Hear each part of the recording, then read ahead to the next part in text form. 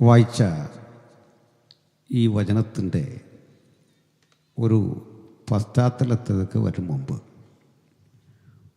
വളരെ വിപുലവും വിസ്തൃതവുമായ ഒരാശയം എന്ന നിലയിൽ ഞാനതിനെ വളരെ ചുരുക്കി ഈ വചനത്തിൻ്റെ 2 തലങ്ങൾ വിശദീകരിക്കേണ്ടതിനാണ് ഇന്ന് പ്രാർത്ഥനയോടെ ഇവിടെ നിൽക്കുന്നത്.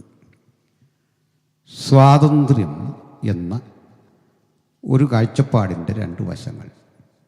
നമ്മളൊന്ന് അറിയുന്നത് പോലെ ഒന്ന് രാഷ്ട്രീയ സ്വാതന്ത്ര്യമാണ്, അടുത്തത് ആത്മാവിലെ സ്വാതന്ത്ര്യമാണ്. A spiritual freedom as well as a physical or material or political freedom. ഇതാണ് നമ്മുടെ ചിന്തയ്ക്ക് ആധാരമായിട്ടുള്ളത്. ഈ സ്വാതന്ത്ര്യം എന്ന പദം ആളുകൾ തെറ്റിദ്ധരിച്ചിട്ടുണ്ട്. അതൊരു അനിയന്ത്രിതമായ ജീവിത വ്യവഹാരത്തിൻ്റെ പേരല്ല. എനിക്ക് തോന്നും പോലെ ജീവിക്കുമെന്നുള്ള ഒരു വാദവുമല്ല. സ്വാതന്ത്ര്യമെന്ന പദത്തിന് അർത്ഥവ്യാപ്തിയുള്ളതുപോലെ വലിയ നിയന്ത്രണം കൂടിയുള്ള ഒരു പദമാണ് അത്.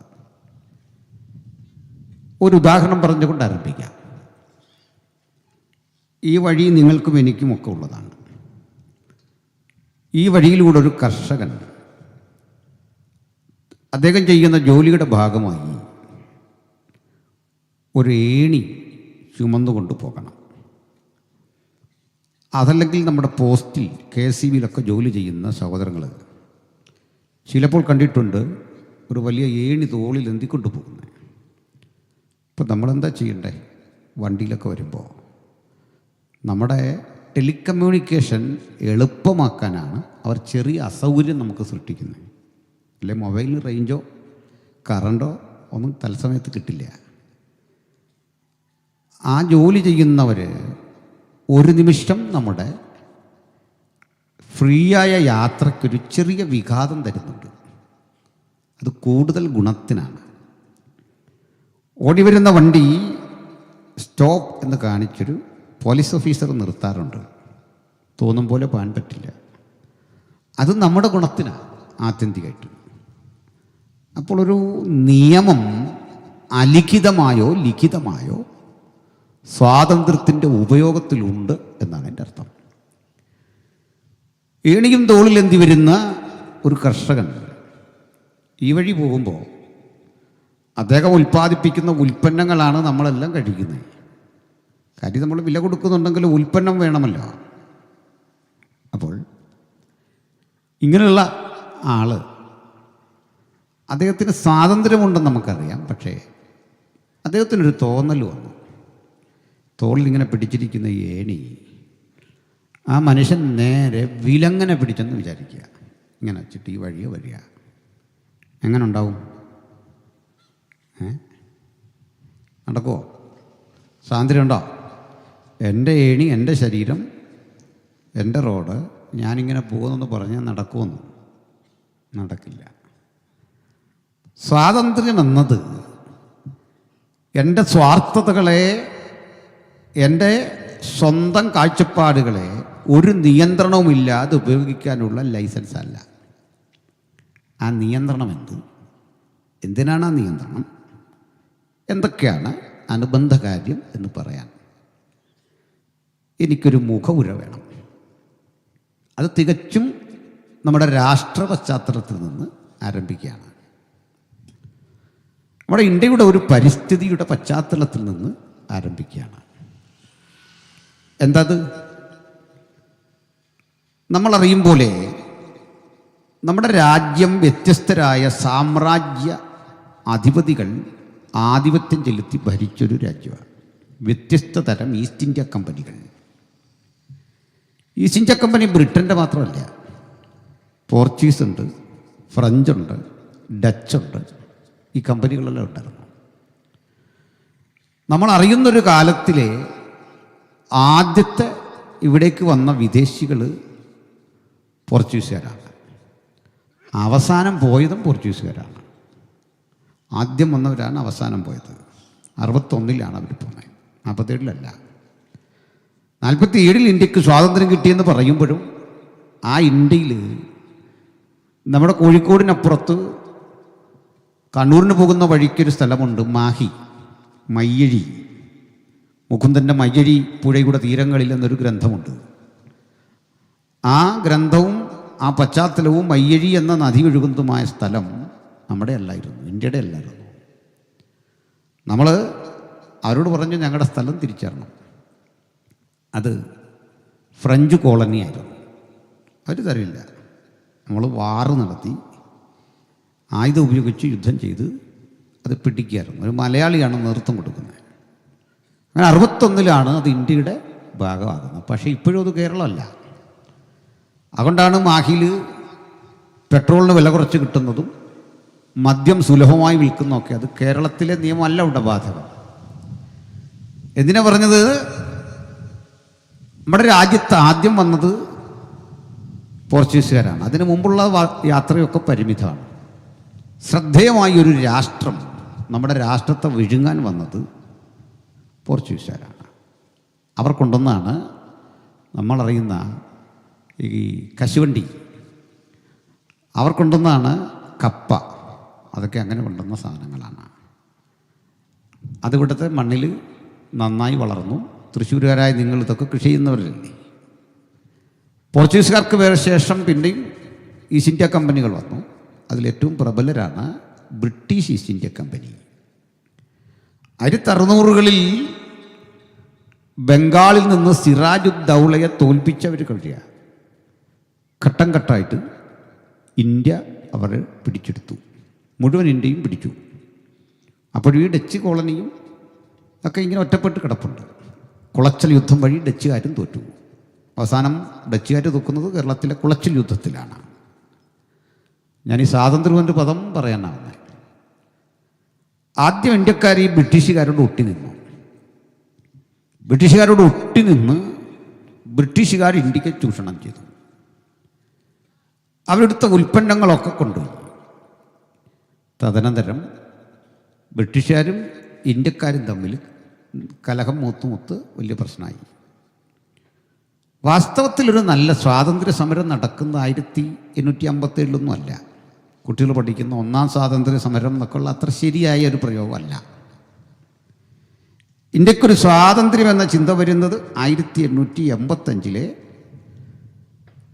Allen ഒക്ടോബൻ Hume, എ.ഒ. ഹ്യൂമിൻ്റെ നേതൃത്വത്തിലെ ദേശീയ പ്രസ്ഥാനത്തിൻ്റെ ആരംഭത്തോടെയാണ്.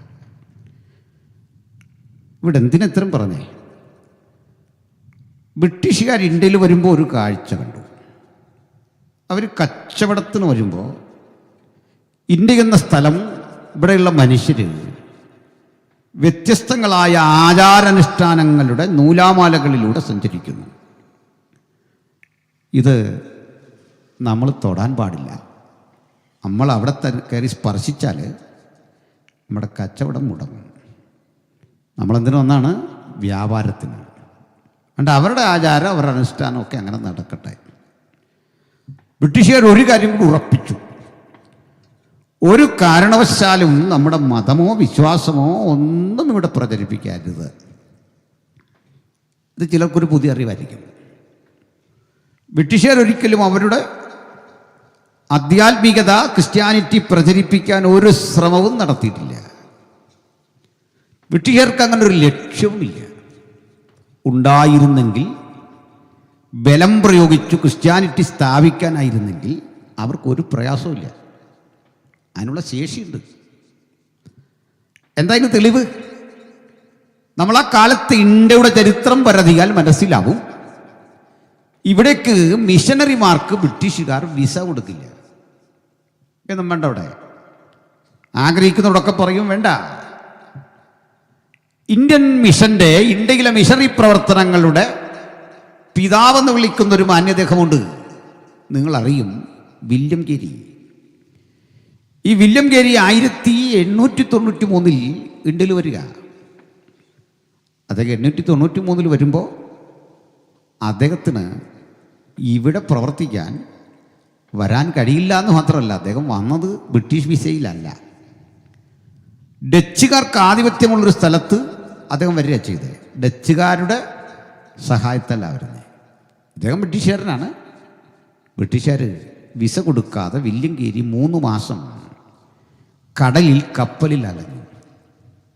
ഒടുക്കം വില്യംകേരി എന്നൊരു മനുഷ്യനും മകനും ഇതിലുണ്ടെന്നറിഞ്ഞ് കപ്പൽ തിരിച്ചു വിട്ടു. 3 മാസം അലഞ്ഞ കപ്പൽ ഇംഗ്ലണ്ടിൻ്റെ മറ്റൊരു തീരത്തടിഞ്ഞ് ഇവരെ ഇറക്കി. അത്രമാത്രം സുവിശേഷത്തെ, അതിൻ്റെ പ്രവർത്തനത്തെ ബ്രിട്ടീഷുകാർ ചെറുത്തു. പിണക്കമൊന്നും ഉണ്ടായിട്ടല്ല കേട്ടോ, ഇവിടെ പറയാം. കാരണം ഈ സുവിശേഷം ഒരു ദേശത്ത് വ്യാപരിക്കുമ്പോൾ അനുപേക്ഷണീയമായ ചില ഘടകങ്ങളുണ്ട്. അതിലൊന്ന്, ഈ ആളുകൾക്ക് പാട്ട് പാടണം, വചനം വായിക്കണം, ഞങ്ങളൊക്കെ പ്രസംഗിച്ചാൽ മനസ്സിലാവണം. ഈ ലക്ഷ്യം മുൻനിർത്തിക്കൊണ്ട് അവർ അക്ഷരം പങ്കിട്ട് കൊടുക്കും, അറിവ് പങ്കിട്ട് കൊടുക്കും. ഇത്രയും കാര്യത്തിന് ഇത് പഠിപ്പിക്കുന്നു. ആ കൂടെ ചിലരും മിടുക്കന്മാരായ കുഞ്ഞുങ്ങളും ആൺകുട്ടികളും പെൺകുട്ടികളും പഠിക്കുമ്പോൾ അവർ ചിലരെ തിരഞ്ഞു പിടിച്ച് ഇംഗ്ലണ്ടിലെ സർവകലാശാലകളിൽ അയക്കും. അതിൽ ജാതിയും മതമൊന്നുമില്ല. ബാബാ സാഹേബ് ഡോക്ടർ അംബേദ്കർ പോലും പഠിച്ചത് ആ നിലയിലാണ്. കഴിവുള്ളവരെ കണ്ടെത്തി ഹാർവാർഡിലും ഓക്സ്ഫോർഡിലും അങ്ങനെയുള്ള വലിയ ഉന്നത സർവകലാശാലകളിൽ അയച്ച് പഠിപ്പിക്കും. അതും പറയാനുണ്ട്. നിങ്ങളും ഞാനും ഒക്കെ നിലത്ത് തറ പറ എന്നൊക്കെ മണ്ണിലെഴുതി പഠിച്ചവരാണ് ഇവിടെ ഭൂരിപക്ഷം. ചെറിയ കുട്ടികളല്ല, മുതിർന്ന ആളുകൾ, പ്രായമുള്ള ആളുകൾ. പക്ഷെ ചിലരത് സമ്മതിക്കില്ല. ഈ നിങ്ങളുടെ സ്റ്റീവൻ പാസ്റ്ററൊക്കെ സമ്മതിക്കുമെന്ന് തോന്നില്ല. ആൾ ചെറുപ്പക്കാരനാണെന്ന് കാണിക്കാൻ. ഞാനങ്ങനൊന്നും പഠിച്ചിട്ടില്ല എന്ന ഭാവേന ഇവിടെ ഇരിക്കുക, മൈൻഡ് ചെയ്യണ്ട. മക്കളവിടെ തിരുന്നേ, ആ സീബ്ര അവരുടെ തിരുന്നേ, ആ ഓടുന്നേ, ആ സീബ്രയുടെ ഉടുപ്പിട്ട ആൾ. ഒന്നാമത് എനിക്ക് അത്യാവശ്യം പ്രശ്നങ്ങളുള്ള ആളാണ്. ഇങ്ങോട്ട് അവനെ എന്നെ ഇങ്ങോട്ട് ശ്രദ്ധിപ്പിച്ച്. അവിടെ പോയി ഇരുന്നേ, അടുത്ത് അനങ്ങായിരുന്നേ. അപ്പോൾ അടുത്ത ആൾ തുടങ്ങിയോ? ഇതൊന്നും പറ്റില്ല. അപ്പോൾ പറഞ്ഞു വന്നത്, ഇവിടേക്ക് മിഷണറിമാർ വന്ന് നമ്മൾ ഈ തറാപറ എന്നൊക്കെ മണ്ണിൽ എഴുതുന്നതിൻ്റെ 1000 വർഷം മുമ്പ് ഓക്സ്ഫോർഡ് യൂണിവേഴ്സിറ്റി ഉണ്ടായിരുന്നു. അവിടെ കാളവണ്ടിയിൽ കുന്നംകുളത്തുനിന്ന് യാത്ര ചെയ്ത സായിപ്പ് നമ്മളെ സമയമാനരഥമൊക്കെ എഴുതില്ല ഇവിടെ. അതിനും 300 കൊല്ലം മുമ്പ് ഭൂഗർഭ തുരങ്കമുണ്ടാക്കി ട്രെയിൻ ഓടിച്ചവനാണ് സായിപ്പ്. വള്ളം തുഴഞ്ഞ് വെള്ളത്തിലൂടെ യാത്ര ചെയ്ത് നമ്മൾ അടുത്തടുത്ത ഇടങ്ങളിലേക്ക് പോകുന്നതിന് 200 കൊല്ലം മുമ്പ് സ്റ്റീമർ ഉപയോഗിച്ചുകൊണ്ട് ബോട്ടുണ്ടാക്കി ഓടിച്ചിട്ടാണ് അവർ ഇന്ത്യയിലേക്ക് വരുന്നത്. അപ്പോൾ അഡ്വാൻസ്ഡാണ് അവർ. അവരായുധങ്ങൾ അഡ്വാൻസ്ഡാണ്, ഭാഷ, സാഹിത്യം, സംസ്കാരമെല്ലാം അഡ്വാൻസ്ഡാണ്. നമുക്ക് വിദ്യാസമ്പന്നരിവിടെ ഉണ്ട്, തീരെ കുറവാണ്. അവരോ പാശ്ചാത്യരോട് ഒട്ടി നിൽക്കുമ്പോൾ സമരം ശക്തിപ്പെട്ടപ്പോൾ ചിലരുടെ ആഗ്രഹം ഇവർ പോകണ്ട, അവരുള്ളത് നല്ലതാണ്. ചിലരെ ആഗ്രഹം ഇവർ പോകണം. ഇവർ പോകണമെന്ന് ആഗ്രഹിച്ചത് നമ്മുടെ രാജ്യം നല്ല രീതിയിൽ പോകാനല്ല. ഇവിടുത്തെ നാട്ടുരാജാക്കന്മാർ കയ്യാളിയ സുഖസൗകര്യങ്ങൾ കൈവിട്ടു പോകരുത്. 108 വിധ കരം തിരുവിതാംകൂർ രാജാക്കന്മാർ പിരിച്ചു. 108 വിധ കരം. ഇതൊക്കെ പിടിക്കണം, ഇതിനു വേണ്ടിയാണ്. അപ്പോൾ എന്തിനാ ഇത്തരം പറഞ്ഞാന്നറിയണ്ടേ? ഈ സ്വാതന്ത്ര്യ സമരം എന്ന നിലയിൽ കാര്യങ്ങൾ വരുമ്പോൾ ബ്രിട്ടീഷുകാർ പോവാ. അപ്പോൾ ഇത് ഏൽപ്പിക്കണമല്ലോ ആരെങ്കിലും. ഒരു രാഷ്ട്രമല്ലേ, ആരെ ഏൽപ്പിക്കും? ഇത് സംബന്ധിച്ചൊരു ചർച്ചയ്ക്ക് ഇംഗ്ലണ്ടിൽ അവസരം ഉണ്ടാക്കി. ആ ചർച്ചയുടെ പേരാണ് വട്ടമേശ സമ്മേളനം, റൗണ്ട് ടേബിൾ ടോക്ക്. മഹാത്മജി പറഞ്ഞു, ആരും പോലെ മഹാത്മജിയെ ലംഘിച്ചുകൊണ്ട് മുഹമ്മദ് അലി ജിന്നയും ഡോക്ടർ അംബേദ്കറും ഒക്കെ പോയി. വാദം ശക്തിപ്പെട്ടു. 2ാം വട്ടമേശ സമ്മേളനത്തിൽ ഇവിടുത്തെ അവസ്ഥ അറിഞ്ഞ് മഹാത്മജിയും പോയി. അവിടെ വലിയ ഡിബേറ്റ് കിടക്കുകയാണ്. വലിയ തർക്കമാക്കുന്നത്. അംബേദ്കറും ഗാന്ധിജിയും രണ്ട് ചേരികളിൽ നിന്ന് പോരാടുക. വാക്പ്രയോഗങ്ങളാണ്. ലണ്ടനിലെ പത്രങ്ങൾ ഇത് വമ്പിച്ച പ്രാധാന്യത്തോടെ എഴുതുകയാണ്. ഇവർ തമ്മിൽ പ്രശ്നമാണ്. മഹാത്മജി ഒരു ഓപ്ഷൻ മുമ്പോട്ട് വെച്ചു. ഡോക്ടർ അംബേദ്കർ, നമ്മൾ ഇന്ത്യക്കാരാണ്, നമ്മുടെ അഭിപ്രായ വ്യത്യാസം ഇന്ത്യയിൽ തീർക്കണം.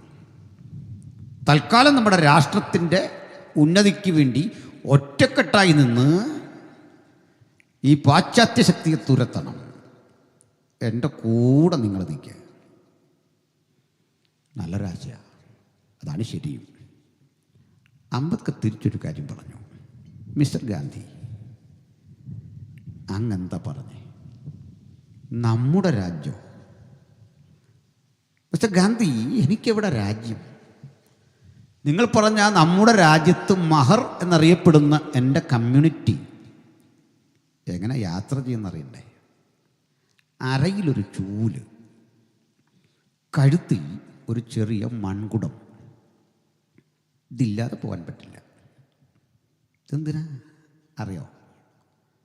മഹറുകൾക്ക് മഹാരാഷ്ട്രയിലൂടെ അല്ലെങ്കിൽ ഇന്ത്യയുടെ ഏതെങ്കിലും സ്ഥലത്ത് കൂടി യാത്ര ചെയ്യുമ്പോൾ ഇവരുടെ കാൽപാദം പതിഞ്ഞ മണ്ണ് അശുദ്ധമാകുമെന്നൊരു വിചാരം ആളുകൾക്ക്.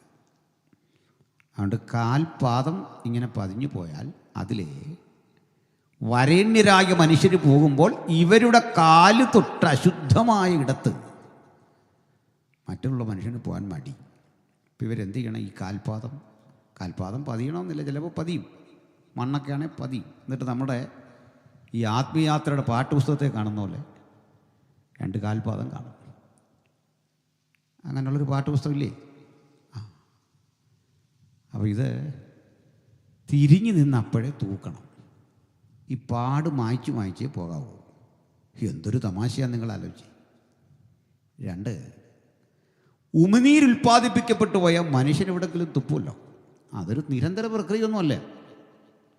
എന്നാലും അബദ്ധവശാൽ ഈ വഴിയിൽ നിങ്ങൾ തുപ്പിപ്പോയാൽ വഴിയിലൂടെ പുരോഹിതർക്കും വരേണ്യർക്കുമൊക്കെ വരേണ്ടതാണ്. അത് പറ്റില്ല, ഈ കുടത്തിൽ തുപ്പിക്കണം. എന്നൊരു വീടിൻ്റെ അടുത്ത് എവിടെങ്കിലും കൊണ്ട് സംസ്കരിക്കണം. പിന്നെ ഞാനെങ്ങനെയാണ് എൻ്റെ രാജ്യം എന്ന് പറയുക? ഇത്തരത്തിലുള്ള വാക്പ്രയോഗങ്ങൾക്കൊടുവിൽ ചർച്ച അലസിപ്പിരിഞ്ഞു. പക്ഷെ ഇതൊക്കെ കഴിഞ്ഞ് ഭരണഘടന തയ്യാറാക്കുന്ന അസംബ്ലിയിൽ ഈ ഭരണഘടന നമുക്ക് സമർപ്പിക്കുന്ന ദിവസമാണ് നാളെ. അതുകൊണ്ടാണ് ഈ വിഷയം എടുത്ത്. ആ ഇന്ത്യൻ ഭരണഘടന തുടങ്ങുന്നത് അംബേദ്കർ എഴുതി എങ്ങനെയാണെന്നറിയോ? We the people of India, ഇന്ത്യക്കാരായ നമ്മൾ. അപ്പോൾ പണ്ടത്തെ ഇന്ത്യയിൽ നമ്മളെന്ന് പറയാനാവില്ലായിരുന്നു. സ്വാതന്ത്ര്യം കിട്ടിയ ഇന്ത്യയിൽ ഇന്ത്യൻ പൗരൻ.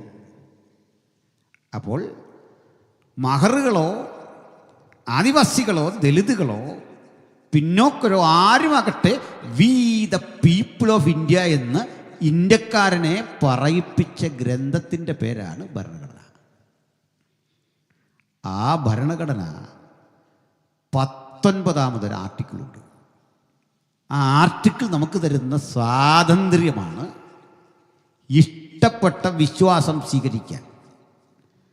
ആ ആർട്ടിക്കിൾ 19 നമുക്ക് തരുന്ന അധികാരമാണ് നിങ്ങൾക്കൊരു വിശ്വാസം വേണ്ടെന്ന് വെക്കാൻ. അതുമാത്രമല്ല, നിങ്ങൾക്കത് പ്രസംഗിക്കാം, നിങ്ങൾക്കത് പ്രചരിപ്പിക്കാം, നിങ്ങൾക്കതിനെ ജനസമൂഹത്തിൽ കൊണ്ടെത്തിക്കാം. അപ്പോൾ ആർട്ടിക്കിൾ 19, ആർട്ടിക്കിൾ 40, ആർട്ടിക്കിൾ 21 ഇതൊക്കെ നിങ്ങൾ ഗൂഗിൾ ചെയ്താൽ പോലും കിട്ടും. ഇന്ത്യൻ കോൺസ്റ്റിറ്റ്യൂഷൻ ആർട്ടിക്കിൾ 19 അടിച്ചാൽ മതി, കുറഞ്ഞ പക്ഷം. അവിടെ എഴുതിയിരിക്കുക ഒരു പൗരൻ്റെ അവകാശം അവിടെ രേഖപ്പെടുത്തി വെച്ചിരിക്കുക. ഇത് പഴയ ഇന്ത്യയിലില്ല, ഭരണഘടന വരും മുമ്പുള്ള ഇന്ത്യയിലില്ല. ഇതുവഴി ഇന്ത്യൻ പൗരൻ മുഴുവൻ ആർജിച്ച രാഷ്ട്രീയ അനുഭവത്തിൻ്റെ പേരാണ് രാഷ്ട്രീയ സ്വാതന്ത്ര്യം. മനസ്സിലായി? ഇനി ഇത് അവിടെ നിർത്തി നമുക്ക് ആത്മീയ സ്വാതന്ത്ര്യത്തിലേക്ക് കടന്നാൽ നമ്മുടെ വിഷയമായി. സന്തോഷമാണോ? ഞാനീ പറഞ്ഞ കാര്യമൊക്കെ കേട്ടാൽ ഒരത്ഭുതമൊന്നും ഇവിടെ നടക്കുകയില്ല, രോഗശാന്തി ഉണ്ടാകുകയില്ല, ഭൂതം വിട്ടു പോകത്തുമില്ല. ഞാനിതൊക്കെ പറയുന്ന ആളാണെന്ന് അറിഞ്ഞാണല്ലോ എന്നെ പാസ്റ്റർ വിളിച്ചത്. ഇത്ര ആമുഖം എന്തിനു പറഞ്ഞു എന്ന് ആശങ്ക വേണ്ട, അതും പ്രധാനമാണ്. ദ പവർ ഓഫ് ഫ്രീഡം, സ്വാതന്ത്ര്യത്തിൻ്റെ ശക്തി. ഞാനത് പറയുമ്പോൾ ഓർക്കുന്നൊരു കാര്യം, വയനാട്ടിൽ ചെല്ലുമ്പോൾ ശ്രീമതി CK ജാനുവിനോട് സുവിശേഷം പറയാൻ തീരുമാനിച്ചു. അപ്പോൾ അവിടേക്ക് നമുക്ക് പ്രവേശനം ഇല്ല, ബൈബിളും കൊണ്ട് അവിടെ ഒന്നും പോകാൻ പാടില്ല. അപ്പോൾ നമ്മളെ തടഞ്ഞുകൊണ്ട് പോലീസ് ഓഫീസർ ചോദിച്ചു, എവിടേക്കാ? ഞങ്ങൾ പറഞ്ഞ് എൻ്റെ അടുത്തോട്ട്. അവിടെ പോകാനൊക്കില്ല. അപ്പോൾ ഞാൻ എൻ്റെ മൊബൈൽ എടുത്തിട്ട് പറഞ്ഞു, സാറ് പറഞ്ഞത് ഞാൻ റെക്കോർഡ് ചെയ്യാൻ പോവാണ്, ഇത് ഞാൻ ഫേസ്ബുക്കിൽ ഇടാൻ പോവാണ്, ഞങ്ങൾക്ക് അങ്ങോട്ട് പ്രവേശനം ഇല്ല. ഗവൺമെൻറ് ഓർഡർ നമ്പർ പറയണം, അല്ലെങ്കിൽ കോർട്ട് ഓർഡർ പറയണം, നമുക്കങ്ങോട്ട് പോകാൻ പാടില്ല. അങ്ങനെ ഉണ്ടോ? പിടിച്ചു. അയ്യോ, അങ്ങനല്ല, നിങ്ങളങ്ങോട്ട് പോയാൽ അറിവില്ലാത്ത മനുഷ്യർ നിങ്ങളെ ഉപദ്രവിക്കാൻ വരും. അതുകൊണ്ട് പറഞ്ഞ മുമ്പിലത്തെ വില എല്ലാം പോയി അദ്ദേഹത്തിൻ്റെ. കഥ ഭരണഘടനയുടെ പവർ. നമ്മളോർത്ത് പോലീസിനാണ് പവർ എന്നല്ല, ഭരണഘടനയ്ക്കാണ്. ലൈവ് ചെയ്യും, നാട്ടുകാരെ അറിയിക്കും, കളി മാറും. ഞാനതിലെ പോകല്ലെന്ന് നിയമമില്ല. പൗരനെന്ന നിലയിൽ ഇന്ത്യൻ യൂണിയനിൽപ്പെട്ട എവിടെയും നിങ്ങൾക്ക് പോകാം. മനസ്സിലായോ? പക്ഷെ മറ്റൊരാളുടെ വീട്ടിൽ ചെല്ലാൻ ആ അധികാരമില്ല. അവർക്ക് വേണ്ട. അത് സൗഹൃദമാണ്. മറ്റൊരാളുടെ വീട്ടിൽ ചെല്ലുമ്പോൾ സ്വീകരിക്കണോ നിരാകരിക്കണോ? ഈ പുസ്തകം കൊണ്ട് ഇന്ത്യ മഹാരാജ്യത്ത് നിങ്ങൾക്ക് പോകാൻ കഴിയാത്ത ഒരു സ്ഥലവുമില്ല. അതാണ് ആർട്ടിക്കിൾ 19. അതാ ഫ്രീഡം. ഞാൻ ഇത്രയും പറഞ്ഞപ്പോൾ അദ്ദേഹത്തും പറഞ്ഞു, അതല്ല നിങ്ങൾ പോയി പ്രശ്നമൊക്കെ ആയിപ്പോയാൽ. ഞാൻ പറഞ്ഞ അന്നേരം സാറ് വരണം, അതിനാ നിങ്ങൾക്ക് ശമ്പളം തരുന്നേ. നിങ്ങൾക്ക് ശമ്പളം തരുന്നത് എന്തിനാ? അവിടെ പ്രശ്നം ഉണ്ടാകുമ്പോൾ ഞാൻ പോകുന്നതിന്, എൻ്റെ ജീവനും സ്വത്തിനുമൊക്കെ സംരക്ഷണം തരാനാ ഈ ശമ്പളം മാസം മാസം വാങ്ങുന്നത്. ഇവിടെ നിൽക്കുന്നതിനല്ല. അവിടെ ചെന്നു, ആ മാന്യ സഹോദരിയെ കണ്ടു, ഞാൻ ബൈബിളും കൊടുത്തു, സുവിശേഷവും പറഞ്ഞു, ചായയും കുടിച്ചു, പ്രാർത്ഥിച്ചു. ഈ പ്രക്രിയയുടെ പേരാണ് വിശ്വാസപ്രചരണം. അതിന് വേണമെങ്കിൽ നിങ്ങൾ മതപ്രചരണമെന്ന് പറഞ്ഞോ, വിരോധമില്ല. എന്നാൽ ഞങ്ങൾ സമ്മതിക്കില്ല, ഇതൊരു മതമാണ്. നിങ്ങൾ പറഞ്ഞാലും സമ്മതിക്കില്ല. വേണേൽ അങ്ങനെ എഴുതിക്കോളൂ, നിങ്ങൾക്കങ്ങനെ പറയാനുള്ള അവകാശമുണ്ട്. കാരണം റിലീജിയൻ എന്ന കോളത്തിൽ ഞങ്ങൾ മതം ചോദിക്കുന്നിടത്ത് എഴുതാറുണ്ട് ക്രിസ്ത്യൻ. ഇതാ വസ്തുത. പക്ഷെ ഇത് മതമാണോ? മതത്തിന് വേണ്ട ചില ചേരുവകൾ നമ്മുടെ കയ്യിലില്ല. So it is not religion. മതത്തിന് അനുപേക്ഷണീയമായ ചില ഘടകങ്ങൾ നമുക്കില്ല. പറയാം, മതത്തിന് ഒന്നോ അതിലധികമോ തീർത്ഥാടന കേന്ദ്രങ്ങൾ ഉണ്ടാകാം. നമ്മുടെ തീർത്ഥാടന കേന്ദ്രം എവിടെ ഉണ്ടോ? ഇല്ല. യെരുശലേം നമുക്ക് തീർത്ഥാടന കേന്ദ്രമാണോ? അല്ല. തൃശ്ശൂരിൽ ഞാൻ നിൽക്കുന്ന ഈ സ്ഥലത്തെ ഈ മണ്ണും യെരുശലേമിലെ മണ്ണും കയ്യിലെടുത്തിട്ട് ചോദിച്ചാൽ ഇതിലേതാണ് വിശുദ്ധ മണ്ണ് എന്ന് ചോദിച്ചാൽ കുറേ നല്ല മണ്ണ് ഇതാണ്. അതല്ല. എന്തുകൊണ്ടാണത് മണ്ണ് ഇത്ര കണ്ട നല്ലതല്ലത്തെന്ന് അറിയണ്ടേ? 422 പരം ചെറുതും വലുതുമായ ആക്രമണങ്ങൾ കൊണ്ട് ലക്ഷക്കണക്കിന് മനുഷ്യൻ്റെ ചോര വീണ് മലീമസമായ മണ്ണാത്. ഇതങ്ങനെയുള്ള മണ്ണല്ല. ജെറുസലേം നമുക്ക് പ്രിയപ്പെട്ട സ്ഥലമാണ്, ചരിത്ര പ്രാധാന്യമുള്ള സ്ഥലമാണ്, തീർത്ഥാടന കേന്ദ്രമല്ല. 2, മതങ്ങൾക്ക് 12 മാസങ്ങളിൽ ഏതെങ്കിലും ഒരു മാസമോ, മാസത്തിലേതെങ്കിലും ആഴ്ചയോ, ആഴ്ചയിലേതെങ്കിലും ദിവസമോ, ദിവസത്തിലേതെങ്കിലും ഒരു സമയമോ സുപ്രധാനമാണ്. ആ സമയത്ത് പ്രാർത്ഥന നടത്തിയിട്ടേ കാര്യമുള്ളൂ. അങ്ങനെയൊക്കെയാണ്. നമുക്കങ്ങനെ ഉണ്ടോ? നമുക്കങ്ങനെ ഇല്ല. നമുക്കങ്ങനെ ഇല്ലെന്ന് അറിഞ്ഞുകൊണ്ട് ആളുകൾ ഒരു സമയവും പാലിക്കുകയില്ല.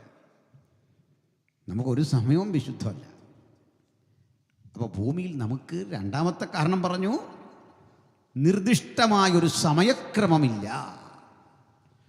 മൂന്നാമത്തെ വിഷയത്തിലേക്ക് വരിക. മൂന്നാമത്തെ വിഷയം, മതങ്ങൾക്ക് ഏതെങ്കിലും ഒരു നിറം സുപ്രധാനമാണ്. ആ നിറമുള്ള കൊടിക്കൂറ സുപ്രധാനമാണ്, പതാക. അത് ഏതൊക്കെയാണ്? ഏത് നമുക്കറിയാം. ഓരോ മതസ്ഥർക്ക് ചിലതരം നിറങ്ങളുള്ള കൊടിക്കൂറ പാറിക്കളിക്കും. ആ കൊടികൾ അവരെ ആവേശഭരിതരാക്കും. അതിലൊന്നും തെറ്റില്ല. തെറ്റുണ്ടെന്നേ എനിക്ക് അഭിപ്രായമില്ല. പക്ഷെ ക്രൈസ്തവരായി ഞങ്ങൾക്ക് വെള്ളയോ ചുവപ്പോ നീലയോ പച്ചയോ മഞ്ഞയോ ഒന്നും പ്രത്യേകിച്ച് വിശേഷതയുള്ളല്ല. ഇതൊക്കെ കൊള്ളാം, മോശമാണെന്നില്ല അഭിപ്രായം. ഭൂമിയിലൊരു സ്ഥലത്തോട്, ഭൂമിയിലൊരു നിറത്തോട്, ഭൂമിയിലൊരു കൊടിക്കൂറയോട് ഒന്നും ഒരു വിധേയത്വമില്ലാത്ത വേറിട്ട ഒരു സമൂഹം. ആ സമൂഹത്തിന്റെ രൂപവൽക്കരണം കണ്ട് പ്രവാചകൻ കാലങ്ങൾക്കപ്പുറത്ത് പറഞ്ഞു, ഇതാ തനിച്ചു പാർക്കുന്ന ഒരു ജനം ജാതികളുടെ കൂട്ടത്തിൽ എണ്ണപ്പെടുന്നില്ല, എങ്ങും എവിടെയും. അത്തരം ആശയാദികൾ കൊണ്ടു നടക്കാത്ത ഒരു വേറിട്ട സമൂഹം. മതമാണോ? മതമല്ലാത്തതുകൊണ്ട് തന്നെ നമുക്ക് പൗരോഹിത്യമുണ്ട്. പൗരോഹിത്യം ഇല്ല എന്നാരും പറയില്ല. നമ്മൾ ചെല്ലു പറയാം നമുക്ക് പൗരോഹിത്യം ഇല്ല. പൗരോഹിത്യം ഉണ്ടോ? അതുകൊണ്ട് വിശ്വാസികളുടെ രാജകീയ പൗരോഹിത്യം നമുക്കുണ്ട്. മേലില്ലെന്ന് പറയരുത്. എത്ര പേർക്ക് സന്തോഷമുണ്ട്, നിങ്ങളെല്ലാം പുരോഹിതന്മാരാണ്. ഹല്ലേലൂയ. നമുക്കെല്ലാം പൗരോഹിത്യം. വെറും പൗരോഹിത്യമല്ല, രാജകീയ പൗരോഹിത്യം. അതെവിടെ നിന്ന് കിട്ടിയ? ഉയരത്തിൽ നിന്ന് കിട്ടിയ സ്ഥിരീകരണമാണ്. ആ ഉറപ്പുള്ള ഒറ്റയൊരെണ്ണം പൗരോഹിത്യം ഇല്ലെന്ന് പറയരുത്. അത് പാസ്റ്റർക്ക് തന്നെയുള്ള പൗരോഹിത്യമല്ല. അങ്ങനെ പാസ്റ്റർമാർ പറഞ്ഞാലും പറയരുത്. പാസ്റ്റർമാരൊക്കെ ചിലപ്പോൾ പറയും, അഭിഷേകത്തിന് നേരെ നീ അങ്ങനെ പറയില്ല, ഇങ്ങനെ പറയും. എനിക്ക് മാത്രമായിട്ടൊരു അഭിഷേകം ദൈവം തന്നിട്ടില്ല, നിങ്ങൾക്കുള്ളത് കവിഞ്ഞു. നമുക്കെല്ലാം അഭിഷേകമുണ്ട്. അപ്പോൾ അതുകൊണ്ട് ഇതൊരു മതമല്ല. പിന്നെ സർക്കാർ മതമെന്ന് പറഞ്ഞാൽ തെറ്റുമല്ല. സർക്കാർ പിന്നെന്താ പറയും? രേഖകളിൽ പിന്നെന്താ പറയും? അത് സാങ്കേതികമാണ്. ഇനി ഞാൻ ആത്മീക സ്വാതന്ത്ര്യം എന്നൊരു വിഷയത്തിലേക്ക് വരാം. ഗലാത്യലേഖനം എഴുതുന്ന കാലഘട്ടത്തിൽ അവിടെ നിലനിന്നിരുന്ന ചില സംഭവങ്ങളുണ്ട്. ഇവ രണ്ടും എനിക്ക് ചേർത്ത് പറയണം. എന്താണത്? ആ ദേശത്ത് വസിച്ചിരുന്ന മനുഷ്യരിലധികവും അനാചാര ദുരാചാര കർമ്മങ്ങളുടെ വഴിയിലൂടെയാ യാത്ര. അതിലേറ്റവും സുപ്രധാനമായ ഒന്ന് ഫെർട്ടിലിറ്റി കൾട്ട്. ഫെർട്ടിലിറ്റി കൾട്ട് എന്ന് പറഞ്ഞാൽ ഊർവരതാ പൂജ. അവിടെ നടമാടിയൊരു സംഭവമാണ്. എന്താ അത്തരം പൂജ എന്നറിയണ്ടേ? മൃഗങ്ങളെ, മനുഷ്യരെ, വിശേഷിച്ച് മൃഗങ്ങളുടെയും മനുഷ്യരുടെയും ഒക്കെ ജനനേന്ദ്രിയങ്ങളെ ആരാധനയ്ക്ക് വെക്കുക, പൂജാതി കർമ്മങ്ങൾ അർപ്പിക്കുക. ഇത് ഗലേഷ്യയിൽ നടന്നൊരു സംഭവമാണ്. എഫെസോസിൽ നിലനിന്നിരുന്നു. അവരെ സംബന്ധിച്ചിടത്തോളം ആരാധന എന്ന് പറയുന്നത് വഴിവിട്ട രതിബന്ധങ്ങളെയാണ് ആരാധന എന്ന് പറയുക. അതിനു വേണ്ടി ചില സ്ഥലങ്ങളുണ്ട് അവിടെ. എഫെസോസിലൊക്കെ അത് കാണുന്നുണ്ട്. അത്തരത്തിൽ നിലവാര തകർച്ച സംഭവിച്ച ഒരു സമൂഹം, വേറിട്ട ഒരു ജീവിതത്തിന് യാതൊരു വഴിയുമില്ലാത്ത വിധം അരാജകത്വം നിറയുകയും അത് നിമിത്തം അസ്വസ്ഥത പടർന്നു പിടിക്കുകയും അപ്പൻ, മകൻ, മകൾ, അമ്മ, സഹോദരങ്ങൾ, ഈ ബന്ധങ്ങൾക്കൊന്നും ഒരു വില കൽപ്പിക്കാത്ത അതിരുവിട്ട അരാജകത്വം നിലനിന്നിരുന്ന ഒരു സ്ഥലം. റോമറുടെ ലേഖനത്തിലും ഇതേ അവസ്ഥ കാണാം. അത്തരം കാര്യാദികൾക്ക് വേണ്ടി നിലകൊള്ളുന്ന പൗരോഹിത്യ ആശയങ്ങൾ അവിടെ ഉണ്ടായിരുന്നു. എഫെസോസിലെ അർത്തമീസ് എന്നൊരു ആരാധനമൂർത്തിയുടെ ചരിത്രത്തിൽ ഇത് വിശദീകരിക്കുന്നുണ്ട്. ഇത്തരത്തിലെ അവസ്ഥാവിശേഷങ്ങൾ കൊണ്ട് തകർന്നുപോയ മനുഷ്യർ ഇന്നും ചില ഗൾഫ് രാജ്യങ്ങളിലൊക്കെ ചെന്നാൽ കൂടുതൽ അംഗവൈകല്യങ്ങളുള്ള കുട്ടികളെ കാണാം. എന്തെന്നാൽ അവരുടെ ബ്ലഡ് റിലേഷനിൽപ്പെട്ട ആളുകളോട് ബന്ധത്തിലേർപ്പെട്ട് രൂപപ്പെട്ട കുഞ്ഞുങ്ങളാണ്. ഇത് വലിയ വിഷയമാണ് അവിടെ ജോലി ചെയ്ത നഴ്സുമാർക്കൊക്കെ അറിയാം. കൂടുതൽ ആളുകൾ അവിടെയുണ്ട്. അപ്പോൾ സഹോദര ബന്ധത്തിലുള്ള അപ്പൻ്റെയും അമ്മയുടെ ഒരു രക്തത്തിൽപ്പെട്ട ഇന്ത്യയിൽ അതൊക്കെ അത്തരം ബന്ധങ്ങളെല്ലാം നിഷിദ്ധമാണ് രാജ്യനിയമം അനുസരിച്ച് പോലും. ഇത്തരത്തിൽ ഉള്ള ബന്ധങ്ങളുടെ പിറവി കൊള്ളുന്ന മക്കൾക്ക് ആരോഗ്യം കുറയുന്ന അവസ്ഥ അതൊരു വശത്ത്, മറിച്ച് നിയമങ്ങളില്ല നിബന്ധനകളില്ലാതെ അഴിഞ്ഞാടുന്ന അധർമ്മത്തിൻ്റെ സ്ഥലം. പക്ഷേ നോക്കിയാൽ നിങ്ങൾക്കവിടെ സ്വാതന്ത്ര്യം പോലെ തോന്നും. ഇത്തരം ആശയങ്ങൾ നമ്മുടെ സമൂഹത്തിൽ നിന്ന് ബോധപൂർവം കൊണ്ടുവരുവാൻ ചില ആളുകൾ ശ്രമിക്കുന്നുണ്ട്.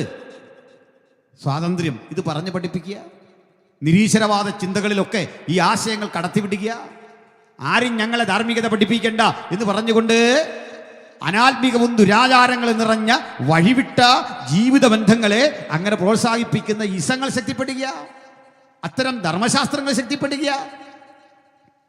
ഇത്തരം വിഷയങ്ങൾ മനുഷ്യൻ പറയുന്നത് പുരോഗമനപരം എന്നാണ്. പുരോഗമനപരം. എന്ത് പുരോഗമനം? നിങ്ങൾ ചിന്തിക്ക്. നമ്മൾ ഇന്ന് ഈ തൃശ്ശൂരിലൂടെ യാത്ര ചെയ്താൽ, ഞങ്ങൾ അങ്കമാലിക്കൊക്കെ പോകുന്ന വഴിക്ക് ധാരാളം മോശ രീതിയിൽ രാത്രിയിൽ വസ്ത്രം ധരിച്ച് ചില മനുഷ്യർ നിൽക്കുകയാണ്. നമ്മുടെ വണ്ടിയിൽ കൈകാണിച്ച് നിർത്തുകയാണ്. വൾഗറായ കാര്യാദികൾക്ക് വേണ്ടി ഒരു സംഘം ആളുകൾ സംഘം ചേർന്ന് ശ്രമിക്കുകയാണ്. മ്ലേച്ഛമായ ഇത്തരം ആചാരങ്ങൾ നടക്കുമ്പോൾ പറയുന്നെന്താ? സ്വാതന്ത്ര്യം, മനുഷ്യൻ്റെ സ്വാതന്ത്ര്യം.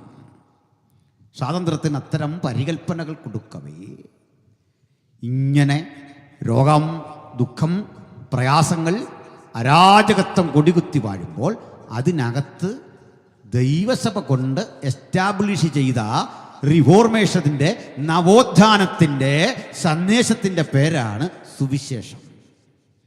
ഒറ്റ കാര്യം പറയാം, എല്ലാ അരാജകത്വത്തിനും എല്ലാ പരാതികത്തിനും മറുമരുന്നൊന്നു മാത്രം, അതിന് അസ്രകനായ യേശുവിൻ്റെ സാന്നിധ്യമാണ്.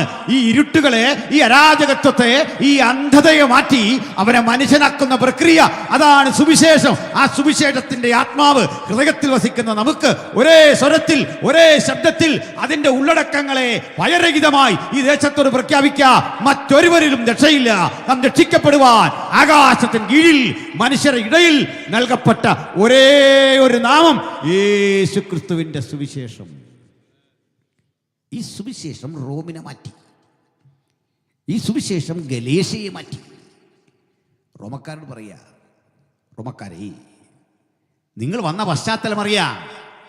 നിങ്ങൾ ബുദ്ധിയുള്ള ആരാധനയായി നിങ്ങളുടെ ശരീരങ്ങളെ ജീവനും വിശുദ്ധിയും ദൈവത്തിന് പ്രസാദവുമുള്ള യാഗമായി സമർപ്പിക്കണം. ഇപ്പുറത്ത് കൊടികുത്തിവാണ അരാജകത്വത്തിൻ്റെ നാട്ടിൽ തിന്മയുടെ വ്യാപനം നടക്കുന്ന ഗലേഷ്യയിൽ വിശ്വാസികൾ ധാരാളമായി രൂപപ്പെട്ടു. ഇന്നൊരു കാര്യം നിങ്ങൾക്കറിയണ്ടേ? കഴിഞ്ഞ 10-13 കൊല്ലങ്ങൾ ഇന്ത്യയിൽ നിലനിന്നിരുന്നൊരു വ്യവസ്ഥ അനുസരിച്ച് ക്രിസ്തീയ സ്ഥാപനങ്ങളുടെ വൈദേശിക വരുമാനത്തിൻ്റെ ചാനലുകളൊക്കെ അടഞ്ഞു. വിദേശത്ത് നമ്മുടെ കുട്ടികൾ നഴ്സുമാരോ ഡോക്ടർമാരോ എൻജിനീയേഴ്സോ ഒക്കെ ആയി ജോലി ചെയ്തു വരും. ഇവിടെ നിന്ന് പോയവരുമായ ആളുകളൊക്കെ ഈ രാജ്യത്തിൻ്റെ മിഷൻ പ്രവർത്തനങ്ങൾക്ക് വേണ്ടി സഹായിക്കാൻ സന്നദ്ധരായി തരുന്ന സംഭാവനകൾ നിയമാനുസൃതം മാറാൻ നമുക്കൊരു ലൈസൻസ് വേണം, FCRA. ആ പേപ്പേഴ്സൊക്കെ ഇതൊക്കെ സർക്കാരുകൾ റദ്ദ് ചെയ്തു. നമ്മുടെ സെമിനാരികൾ പലതും പൂട്ടി. മിഷൻ പ്രവർത്തനങ്ങൾ പലതും സാമ്പത്തിക ഞെരുക്കത്താൽ അടച്ചുപൂട്ടി. തദ്ദേശീയമായൊരു ഫണ്ട് കണ്ടെത്താൻ വേണ്ടി ആരംഭിച്ച വടക്കേ ഇന്ത്യയിലെ സ്കൂളുകളൊക്കെ അടിച്ചു തകർക്കപ്പെട്ടു. ആലയം ബുൾഡോസർ കൊണ്ടൊന്ന് ഉഴുതുമറിച്ചു. സുവിശേഷകരെ തെരുവിലിട്ട് നായെ തല്ലുന്നത് പോലെ തല്ലി. ഇന്ന് ഇന്ത്യ മഹാരാജ്യത്തിൽ 1500 സഹപ്രവർത്തകർ ജയിലിൽ കിടപ്പുണ്ട്. കാരണം സുവിശേഷം പറഞ്ഞു. മറുവശത്തൊരു സന്തോഷമുണ്ട്. സെയിൻറ് തോമസ് വന്നു എന്ന് വിശ്വസിക്കുന്ന AD 52 ആവേശകരമായ റിസൾട്ട് സഭ ഉൽപ്പാദിപ്പിച്ചത് കഴിഞ്ഞ 10-13 വർഷങ്ങളിലാണ്. സഭയുടെ വളർച്ച അതിവേഗത്തിൽ. ഒരു കാര്യം മനസ്സിലായോ? സഭയുടെ വളർച്ച വിദേശ ഫണ്ട് കൊണ്ടല്ല. വിദേശ ഫണ്ട് കൊണ്ട് രൂപപ്പെട്ട ബിൽഡിങ്ങുകളൊക്കെ പൂട്ടി, അതൊക്കെ സിമെൻറ്റ് പന്തലുകളായി അവിടെ പെരിച്ചാഴികൾ വളരുമ്പോൾ കർത്താവ് ഒരു പാഠം പഠിപ്പിച്ചു. സഭയുടെ വ്യാപനം സിമന്റ് കൊണ്ടോ കമ്പി കൊണ്ടോ രൂപപ്പെടുത്തുന്ന കെട്ടിടങ്ങളിലല്ല, നിങ്ങളും ജീവനുള്ള കല്ലായ അവന്റെ അടുക്കൽ വന്നിട്ട് ആത്മീയഗൃഹമായി പണിയപ്പെടണം. ഒരാത്മീയ ഗൃഹത്തിന്റെ സംസ്ഥാപനം, അതിനുവേണ്ടിയാ ഈ രാത്രി ദൈവത്തിന്റെ ആത്മാവ് അങ്ങനെ ചിലരെ തിരഞ്ഞ ഈ യോഗം ഇവിടെ സംഘടിപ്പിച്ചത്. ദൈവത്തിന് വേണ്ടത് ബിൽഡിംഗ് പണിയുന്നവരെ അല്ല. ബിൽഡിംഗ് ഒക്കെ നല്ലതാണോ, കുഴപ്പമൊന്നുമില്ല. നമ്മളില്ല അമേരിക്കയിലൊക്കെ പള്ളി വെറുതെ കിടക്കുകയാണ്. അതൊക്കെ ഇട്ടിട്ട് ആൾ പറയും, കണ്ടോ പണ്ട് വലിയ പള്ളിയായിരുന്നു. എന്താ കെട്ടിടം കിടക്കട്ടെ, അവർ പണിയുന്ന കെട്ടിടം നല്ലതാണ്. നമ്മളെ സംബന്ധിച്ചോളം അത് പള്ളി പോലും അല്ല. ഇതെന്തിനുള്ളതെന്നറിയണ്ടേ? ചാർജ് ചെയ്യാനുള്ള സ്റ്റേഷൻ ഇന്ധനപ്പുരയാണ്. ഇന്ധനം നിറച്ചിട്ട് പമ്പിൽ കിടന്നോടുന്ന വണ്ടിയല്ല ഇത്. അത് പമ്പുകാരനെ ശല്യം ചെയ്യും. ഇന്ധനം നിറച്ചിട്ട് അവിടെ കിടന്ന് ചാടുന്നതിനാണ് നമ്മളിന്ന് ഉണർവെന്ന് പറയുന്നല്ലേ. ഉണർവതല്ല, നമുക്കിതിനെ ശൂന്യമാക്കിയിട്ട് പുറത്തോട്ട് പോകണം. പുറത്താണ് നമ്മുടെ സ്ഥലം. അതിന് പോകാതിരിക്കുന്ന ആളുകളെ കണ്ടപ്പോൾ യെരുസലേമിലെ സഭയ്ക്ക് ഒരു വലിയ പീഡ നേരിട്ടു. അവർക്ക് ചിതറേണ്ടി വന്നു. ചിതറേണ്ടി വന്നവൻ തോറ്റു തുന്നം പാടിയില്ല. ചിതറിപ്പോയവർ അവിടെ യേശുവിനെ പ്രസംഗിച്ചു. അവരൊക്കെ സുവിശേഷാത്മാവിനാൽ ബോധവൽക്കരിക്കപ്പെട്ട് ഇരുട്ടിന്റെ കോട്ടകളെ ഇടിച്ചു നിരത്തുന്ന പുത്തൻ അനുഭവങ്ങളുടെ കരുത്തരായെങ്കിൽ അതേ കൃപയോടെ, അതേ ബലത്തോടെ, അതേ ശക്തിയോടെ യേശുവിന് വേണ്ടി നിൽക്കാൻ ഈ രാത്രി അവൻ തിരയുന്നു ചിലരെ. ആ സുവിശേഷത്തിന്റെ നെടുനായകത്വം വഹിച്ച് ഈ സ്വാതന്ത്ര്യത്തിന്റെ സന്ദേശം കൊടുക്കാൻ അത് ഇന്ത്യയിൽ ശക്തിപ്പെട്ടു. അതിൽ ഏറ്റവും ചിന്തനീയമായൊരു സ്ഥലമുണ്ട്, അത് പഞ്ചാബാണ്. പഞ്ചാബിലൊരു മതമുണ്ട്, സിഖ് മതം. ഈ സിഖ് മതത്തിൽ രണ്ടു തരം മനുഷ്യരുണ്ട്. ഒന്ന് നമ്മുടെ മൻമോഹൻജിയെ പോലൊക്കെയുള്ള വലിയ ഉന്നതരായ മനുഷ്യർ, ഒരു കാസ്റ്റ് പോലെ സിസ്റ്റം ഉണ്ട് അവിടെ. ബാക്കിയൊക്കെ സിംഗ് എന്നൊക്കെ പേരുണ്ടെങ്കിലും സാധുക്കളാണ്. ഇവർ തമ്മിൽ സഹകരണമൊന്നുമില്ല, മതമൊക്കെ ഒന്നാണ്. പക്ഷെ പ്രശ്നം, ഈ ഇല്ലായ്മക്കാരെങ്കിലും ഈ സിഖുകാർ വലിയ ധീരന്മാരാണ്, ശക്തരാണ്. ഭയം എന്താണെന്ന് അവർക്കറിയില്ല. അടിക്കടി ഭയങ്കര കരുത്തരാണ്, അതിശക്തരാണ്, നല്ല ശാരീരിക ക്ഷമതയാണ്. താടിയും തലപ്പാവൊക്കെ വെച്ചാൽ ഇത്തരം. അതിൽ ഈ സർദാർജിമാരെന്നറിയപ്പെടുന്നവരാണ് ഹൈ ക്ലാസ്. ബാക്കി ആളുകൾ സാധാരണ മനുഷ്യരെ, പക്ഷേ തൊട്ട കളി മാറും. അവർ ഈ തോക്കൊക്കെ കൊണ്ടു നടക്കുന്നത് അനായാസനെയാണ്. പഞ്ചാബിൽ ഒരു കാലത്ത് യാത്ര ചെയ്താൽ ചെറിയ ഷോപ്പുകൾ എഴുതി വെച്ചിട്ടുണ്ട്, തോക്ക് വിൽക്കപ്പെടും. ലൈസൻസ് ഒന്നും വേണ്ട, അത് മേടിച്ചുകൊണ്ട് പോരുക. വണ്ടിക്കഴിഞ്ഞ് ഇത് വെച്ചങ്ങ് കാച്ചു, അത്രേ ഉള്ളൂ. ഇത്തരം ഭീകരന്മാരെ ഒതുങ്ങുന്നില്ല. പക്ഷെ അവിടെ ഒരു ഭീകരനായ മനുഷ്യൻ സുവിശേഷം കേട്ട് രക്ഷിക്കപ്പെട്ടു. നാട്ടിൽ വന്ന് പഠിച്ചു, ഭയങ്കര ക്ഷമാശീലനായി. ഇവിടെ പഞ്ചാബിലെ ഭീകരൻ രക്ഷിക്കപ്പെട്ട കഥ പറയുന്ന എനിക്ക് നിന്നെ ഒതുക്കാൻ ഒരു ബുദ്ധിമുട്ടുമില്ല. മനസ്സിലായോ? ശ്രദ്ധിച്ചിരി. അപ്പോൾ ഈ ഇങ്ങനെ രക്ഷിക്കപ്പെട്ടു വന്ന് തിരിച്ച് നാട്ടിൽ ചെന്നൊരു ചർച്ച് പ്ലാൻ ചെയ്തു. അപ്പോൾ അവർക്ക് ഗുരുദ്വാരകൾ എന്നൊരു സംവിധാനമുണ്ട്. അവിടെ ഭക്ഷണമൊക്കെ സൗജന്യമാണ്, നല്ല ഫുഡ് ആർക്കും കഴിക്കാം. വലിയ വലിയ മനുഷ്യരൊക്കെ ഗുരുദ്വാരയിൽ നിന്ന് കഴിക്കുക, അത്ര ശുചിത്വമുള്ള ഭക്ഷണമാണ്. അപ്പോൾ ഇവരെ ഗുരുദ്വാരക്കടുത്ത് പ്രാർത്ഥന ആരംഭിച്ചു. പഴയ മതത്തിൽപ്പെട്ടവർ ഇതൊക്കെ ഇങ്ങനെ വന്ന് നോക്കുമ്പോൾ ഒരു ഭീകരന് വന്ന മാറ്റം. ആ പോലീസ് സ്റ്റേഷൻ റിപ്പോർട്ട് ചെയ്തു, ഈ തല്ലിപ്പുലി മനുഷ്യരൊക്കെ മാറിയിരിക്കുന്നു, ഇവർക്ക് ഒത്തിരി മാറ്റം. എന്ത് പറ്റിയെന്ന് അറിയണ്ടേ? അങ്ങനെയാണെങ്കിൽ പാസ്റ്റർമാരവിടെ പ്രവർത്തിച്ചോട്ടെ. കേന്ദ്ര സർക്കാർ സമ്മതം മൂളി. മനസ്സിലായില്ലേ? 10 കൊല്ലം മുമ്പ് നടന്ന കഥയാ. നമ്മളെയൊക്കെ ഇങ്ങനെ അഴിച്ചുവിട്ടാനുള്ള സ്ഥിതി അറിയാം എന്താണ്. പ്രവർത്തിക്കരുതെന്ന് പറഞ്ഞിട്ട് ഇത്രയും പ്രവർത്തിച്ചു. പഞ്ചാബിൽ ഇന്നത്തെ അവസ്ഥ, ഗുരുദ്വാരകളൊക്കെ അടഞ്ഞു. പഴയ പോലെ ഫുഡ് ഒന്നും ഉണ്ടാക്കുന്നില്ല, ആളില്ല കഴിക്കാൻ.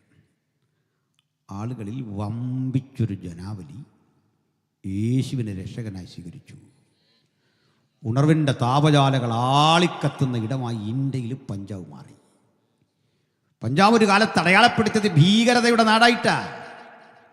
ഇന്ദിരാഗാന്ധിയുടെ വധവും സുവർണക്ഷേത്ര സംഭവങ്ങളും ഇന്ദ്രൻ ബാലയെ പോലുള്ള ആളുകളുടെ ചരിത്രം ഉറങ്ങുന്ന മണ്ണില് സുവിശേഷം അതിൻ്റെ അതിശക്തമായ സ്വാധീനം അവിടെ ഉറപ്പിച്ചു കഴിഞ്ഞപ്പോൾ തോക്കിന് വിലയില്ലെന്ന്, ചോരച്ചൊരിച്ചിലില്ല. ഇതൊക്കെ ആണെങ്കിലും ഒരു കാര്യമുണ്ട്, അത് ബീഹാറിലും ഛത്തീസ്ഗഡിലും നടക്കുന്നില്ല. ഇവരെ തല്ലത്തൊന്നുമില്ല ആരും.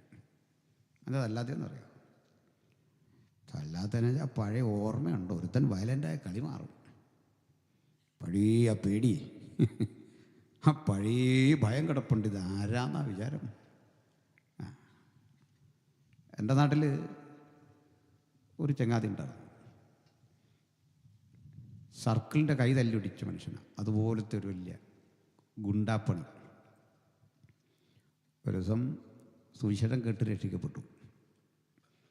അദ്ദേഹം അന്നത്തെ ആവേശത്തിൽ എന്നെ വിളിച്ച് പരസ്യവും നടത്താൻ ചെന്നു. ഞാൻ ചെല്ലുമ്പോൾ ഇദ്ദേഹം ഈ ആവേശം കയറി, ഇങ്ങനെ ഒരു ആവേശക്കാരൻ കൂടെ ഉണ്ട്, വലിയ പാടാട്ടോ.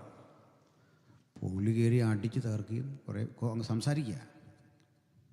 കുറേ പേര് തല്ലാൻ വന്നു. തല്ലാനിങ്ങോട്ട് വരുമ്പോൾ ഇയാളിനെ കാണുക തിരിച്ചങ്ങ് പോവാം. അപ്പം ഞാൻ പറഞ്ഞു, നീ കണ്ടോ തിരിച്ചു പോകുന്നുണ്ടോ? നീ വയലൻ്റ് ആവുമെന്ന് ചോദിച്ചു. ഇല്ല.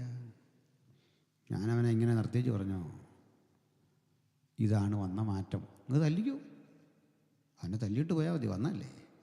ഇവൻ ഇന്ന് തിരിച്ച് തല്ലിയല്ല.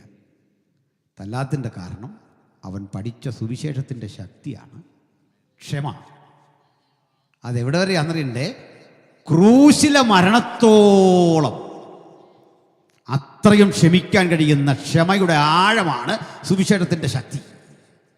ഹല്ലേലൂയ. അത് ലോകത്തെ പഠിപ്പിച്ചു ഈ മാർഗത്തിൻ്റെ ചൈതന്യം. ഇനി ആത്മാവിലെ ആ സ്വാതന്ത്ര്യത്തിലേക്ക് ഞാൻ നേരെ വരിക. പ്രിയപ്പെട്ടവരെ, നമുക്കിന്നറിയാം, ആധ്യാത്മികതയുമായി ബന്ധപ്പെട്ട് മനുഷ്യൻ്റെ ഉള്ളിൽ ഇതുവരെ ഒന്നും കാണാത്ത വല്ലാത്ത മുറിപ്പാടുകൾ നിങ്ങളുണ്ടോ?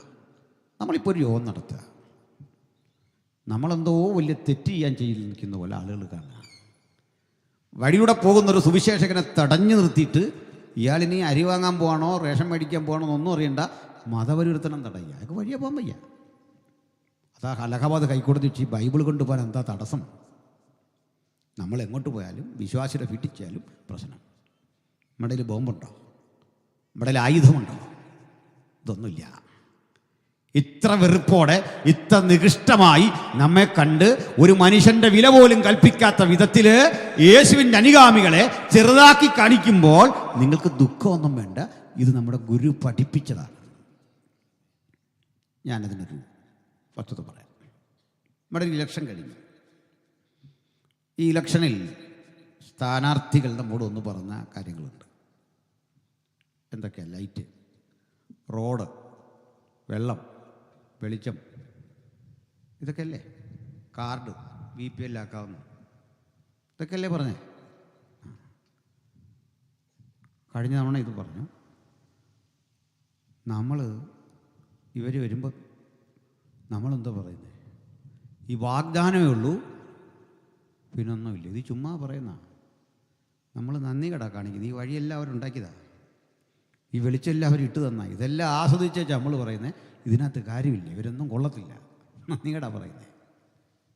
അരാഷ്ട്രീയപരമായ ചിന്ത തെറ്റാ. അങ്ങനെ അവരാ വെള്ളം തന്ന്, അവരാണ് റോഡുണ്ടാക്കിയത്, അവരാണ് പാലം കെട്ടിപ്പൊക്കുന്നത്. അത് കേന്ദ്ര ഗവൺമെൻറ് ആണെങ്കിലും കേരള ഗവൺമെൻറ് ആണെങ്കിലും പ്രതിപക്ഷമാണെങ്കിലും അവരുണ്ടെങ്കിലേ രാജ്യം നിലനിൽക്കൂ. അതിനാ ബൈബിൾ പറയുന്നത്, വിശേഷാൽ അധികാരസ്ഥന്മാർക്ക് വേണ്ടി പ്രാർത്ഥിക്കണം. രാജ്യം നിലനിൽക്കണ്ടേ? വേണം. നമ്മൾ ചോദിക്കുകയാണ്, ഇപ്പം ആര് ഭരിച്ചാൽ എന്താ? ഇതൊന്നും ഇല്ലേലും കുഴപ്പമില്ല. കുഴപ്പമുണ്ടോ ഇല്ലയോ എന്ന് ഞാൻ പറയാം. രാജ്യത്തൊരു പ്രധാനമന്ത്രി ഇല്ലെന്ന് വെക്കുക, വേണ്ട, ഒരു മുഖ്യമന്ത്രി ഇല്ല, ഈ ഭരണമില്ല, ഏതെങ്കിലും ഭരണം, ഏത് പാർട്ടി ആയിക്കട്ടെ.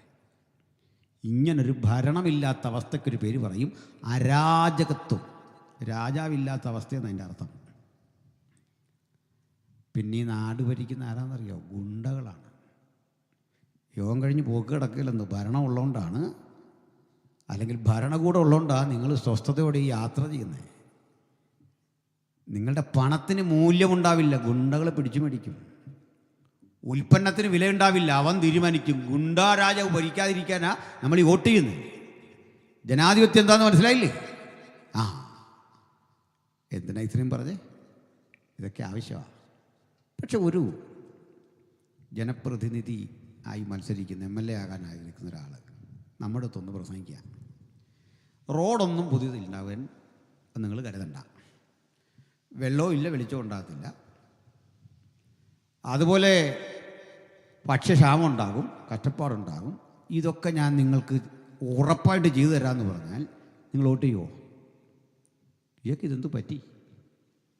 ആ പാർട്ടി വിജയിക്കുമോ?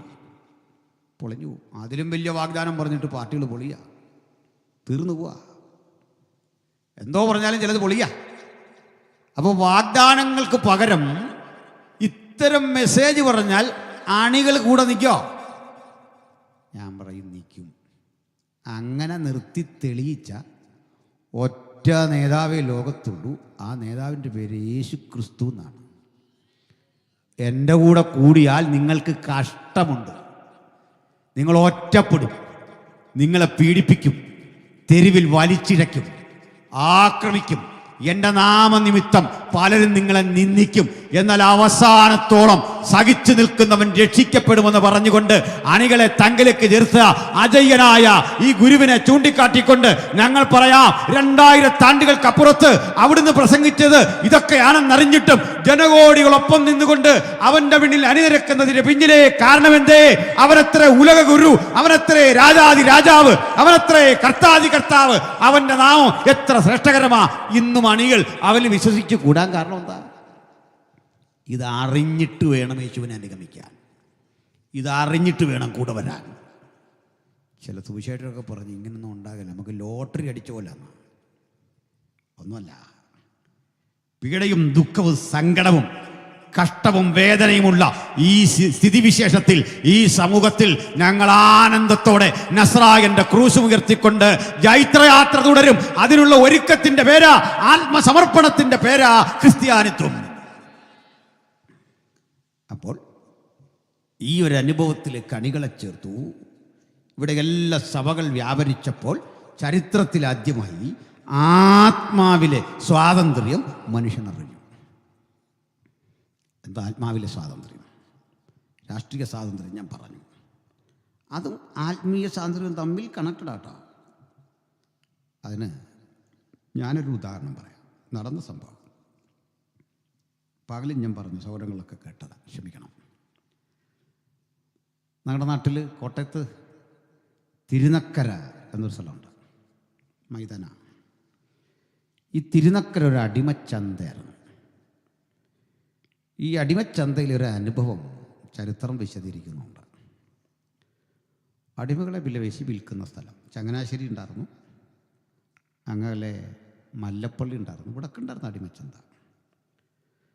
വില കുറഞ്ഞ സ്ഥലങ്ങളിൽ ചെന്ന് നമ്മൾ കന്നുകാലിയെ വാങ്ങുന്ന ലാഘവത്തോടെ മനുഷ്യരെ ആരോഗ്യം നോക്കി, ആത്മാർത്ഥതയൊക്കെ നോക്കി വിളിച്ചുകൊണ്ട് വരും, വില കൊടുത്ത്. അവർക്കുണ്ടാകുന്ന കുട്ടികളും അടിമകൾ. അങ്ങനെ ഉള്ളപ്പോൾ മേലുകാവിൽ സുവിശേഷം അറിയിക്കാൻ തൊടുപുഴയുടെ ഭാഗത്ത് വന്ന ഹെൻറി ബേക്കർ ജൂനിയർ എന്നൊരു മനുഷ്യനുണ്ടായിരുന്നു. അദ്ദേഹം ഈ ചന്ത വഴിയൊക്കെ ഇങ്ങനെ സന്ദർശിക്കുക, ഇത് കാണുക, മനുഷ്യാവസ്ഥ ഇങ്ങനെ നിരത്തി നിർത്തി വിൽക്കുക, ലേലം വിളിക്കുക, ശരീരമൊക്കെ ഇങ്ങനെ തട്ടി നോക്കും, ആരോഗ്യമുണ്ടോ, എണ്ണയൊക്കെ തൂത്ത് ശരീരം കൊഴുപ്പിച്ച് ഇങ്ങനെ മനുഷ്യനെ നിർത്തും. എന്നിട്ട് പറയും, വിൽക്കുമ്പോൾ നീ ഉറക്കം തൂങ്ങിയൊന്നും നിൽക്കരുത്, എന്നാൽ അടി കൊടുക്കും. അടി കൊടുക്കാൻ നിൽക്കുകയാണ്, പേടിച്ച് നിൽക്കവർ. അവനെ ബുദ്ധിമുട്ടൊന്നുമില്ല, അതാ ലൈഫെന്ന് അവനറിയാം. അവൻ്റെ ആകെ പ്രാർത്ഥന ഇത്രയേ ഉള്ളൂ, ഭക്ഷണം കിട്ടണം, ഉപദ്രവം കഠിനമായല്ലേ, ഇതേ ഉള്ളൂ. മറ്റേ ആളും പറയാം, ആൾ കുഴപ്പമില്ല, ജോലിയൊക്കെ ചെയ്തോളും, ഞാൻ തല്ലത്തൊന്നുമില്ലായിരുന്നു. തല്ല് കിട്ടി ഒത്തിരി പാടുള്ള മനുഷ്യരുണ്ട്, മുറിവെറ്റ തീ വെച്ച് പൊള്ളിച്ച മനുഷ്യർ, ഇതൊക്കെ ഉണ്ട്.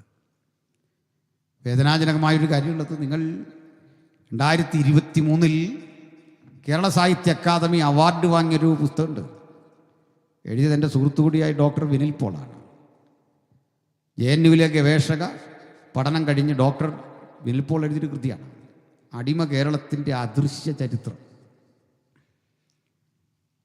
എന്നിട്ട് എന്താ സംഭവിച്ചേ? ഒരു വീട്ടിൽ ഒരു സ്ത്രീ, ഭർത്താവ്, ആർക്ക് 2 കുട്ടികൾ. ഈ കുട്ടികളിൽ ഒരാൾ 7 വയസ്സുള്ള ഒരു ആൺകുട്ടി, ഇടത് 1.5 വയസ്സുള്ളൊരു മോന്, പെൺകുട്ടി. ഇവരെ വിൽക്കാൻ പോവാം അപ്പനെയും അമ്മയും. അപ്പോൾ എല്ലാം പറഞ്ഞു, നിങ്ങളെ വിൽക്കുക. ഈ കുഞ്ഞുങ്ങളെ പക്ഷേ വാങ്ങുന്നതിന് വേണ്ട. കാരണം ഇവർ ഈ കുഞ്ഞുങ്ങളുടെ സംരക്ഷണയ്ക്ക് പോയി കഴിഞ്ഞാൽ പണിയെടുക്കാൻ വരും, പിള്ളേരെ വേണ്ട. ഈ കുഞ്ഞുങ്ങളെ എന്ത് ചെയ്യും? അതിൻ്റെ മുമ്പിൽ സാധ്യമായൊരു വഴി തൊട്ടടുത്തൊരു അടിമക്കുടിൽ കാണും, അവിടെ അവർക്ക് കൊടുക്കും. അവിടെ 2-3 കുട്ടികളുണ്ട് ആ കൂടെ. അതുങ്ങളെങ്ങനെ കഴിയുന്നത്? പണിയെടുത്ത കൂലിയില്ല. ഒരുതരം മെടഞ്ഞെടുത്ത പാത്രമുണ്ട്, മൂട എന്നതിന് പറയുക. ഇതിലേക്ക് ഇട്ട് കൊടുക്കുന്ന നെല്ലാണ്. ആ നെല്ല് കൊണ്ട് വറുത്ത് കുത്തി കഞ്ഞി കുടിക്കണം. ഇതാണ് അവരുടെ ഉപജീവനം. അതിനകത്ത് 2 കുട്ടികളുടെ വരിക എങ്കിൽ അവർ സ്വീകരിക്കും. കാരണം അവർക്ക് പറയാം, ഞങ്ങളുടെ അവസ്ഥ നാളെ ഇതാ. അവരറിയാം, നിങ്ങൾ പൊക്കോ, ഞങ്ങളെന്നും നോക്കിക്കോളാം, ഞങ്ങൾ എന്ത് കഴിക്കുന്നത് കൊടുത്തോളാം. അവർ പറയും, തല്ലല്ലേ, ഉപദ്രവിക്കല്ലേ, നോക്കിക്കോണം. ആ രാത്രി ഭാര്യയ്ക്കും ഭർത്താവിനും ഉറക്കമില്ല. കൊച്ചു മോനോട് പറഞ്ഞു കൊടുക്കും, കുഞ്ഞാവെ നോക്കണേ, ശ്രദ്ധിക്കണേ. ആ കുഞ്ഞ് ഉറക്കവാ. 5.5 മണിക്കൂർ നടന്ന് കുളിച്ച് റെഡിയായി പോകണം, വിൽക്കാൻ നിൽക്കുക. പോയി ഈ കേരളത്തിൽ നടന്ന സംഭവം. രാവിലെ ഉണർന്നമ്മ ഈ കൊച്ചു കുഞ്ഞിനെ 5.5 മണിക്കൊന്നും എണ്ണീക്കുകയല്ലോ, അതിനെ തട്ടി ഉണർത്തി വൃത്തിയാക്കി അതിവിടെയും കുളിപ്പിച്ചു. അന്നും 5.5 മണിക്ക് കുളിച്ചാലുള്ള സ്ഥിതി ഓർത്തി. കുഞ്ഞ് കരയാ. കുളിപ്പിച്ചെന്തിനാന്നറിയണ്ടേ? അമ്മയുടെ ഒരു ആഗ്രഹമാണ്, ഇനി കുളിപ്പിക്കാൻ നിന്നെ കൈ കിട്ടത്തില്ല, പാല് കുട്ടുക. അത് പാല് കുടിച്ച് തണുത്ത് അമ്മയുടെ ഒക്കം ചേർന്ന് ഉറങ്ങുക. പാല് കൊടുത്തിട്ട് മതി വരാതെ വീണ്ടും അതിന് പാല് കുട്ടിക്കൊണ്ടിരിക്കുക. കൊടുക്കുക ഒരു വിധം. ഇതിനെ കുഞ്ഞാവെ നോക്കണേന്ന് മോനെ പറഞ്ഞു. അവൻ അത്യാവശ്യം അറിയാൻ കാര്യങ്ങൾ. ദുഃഖത്തോടെ അത് കരയാതെ നിൽക്കുക.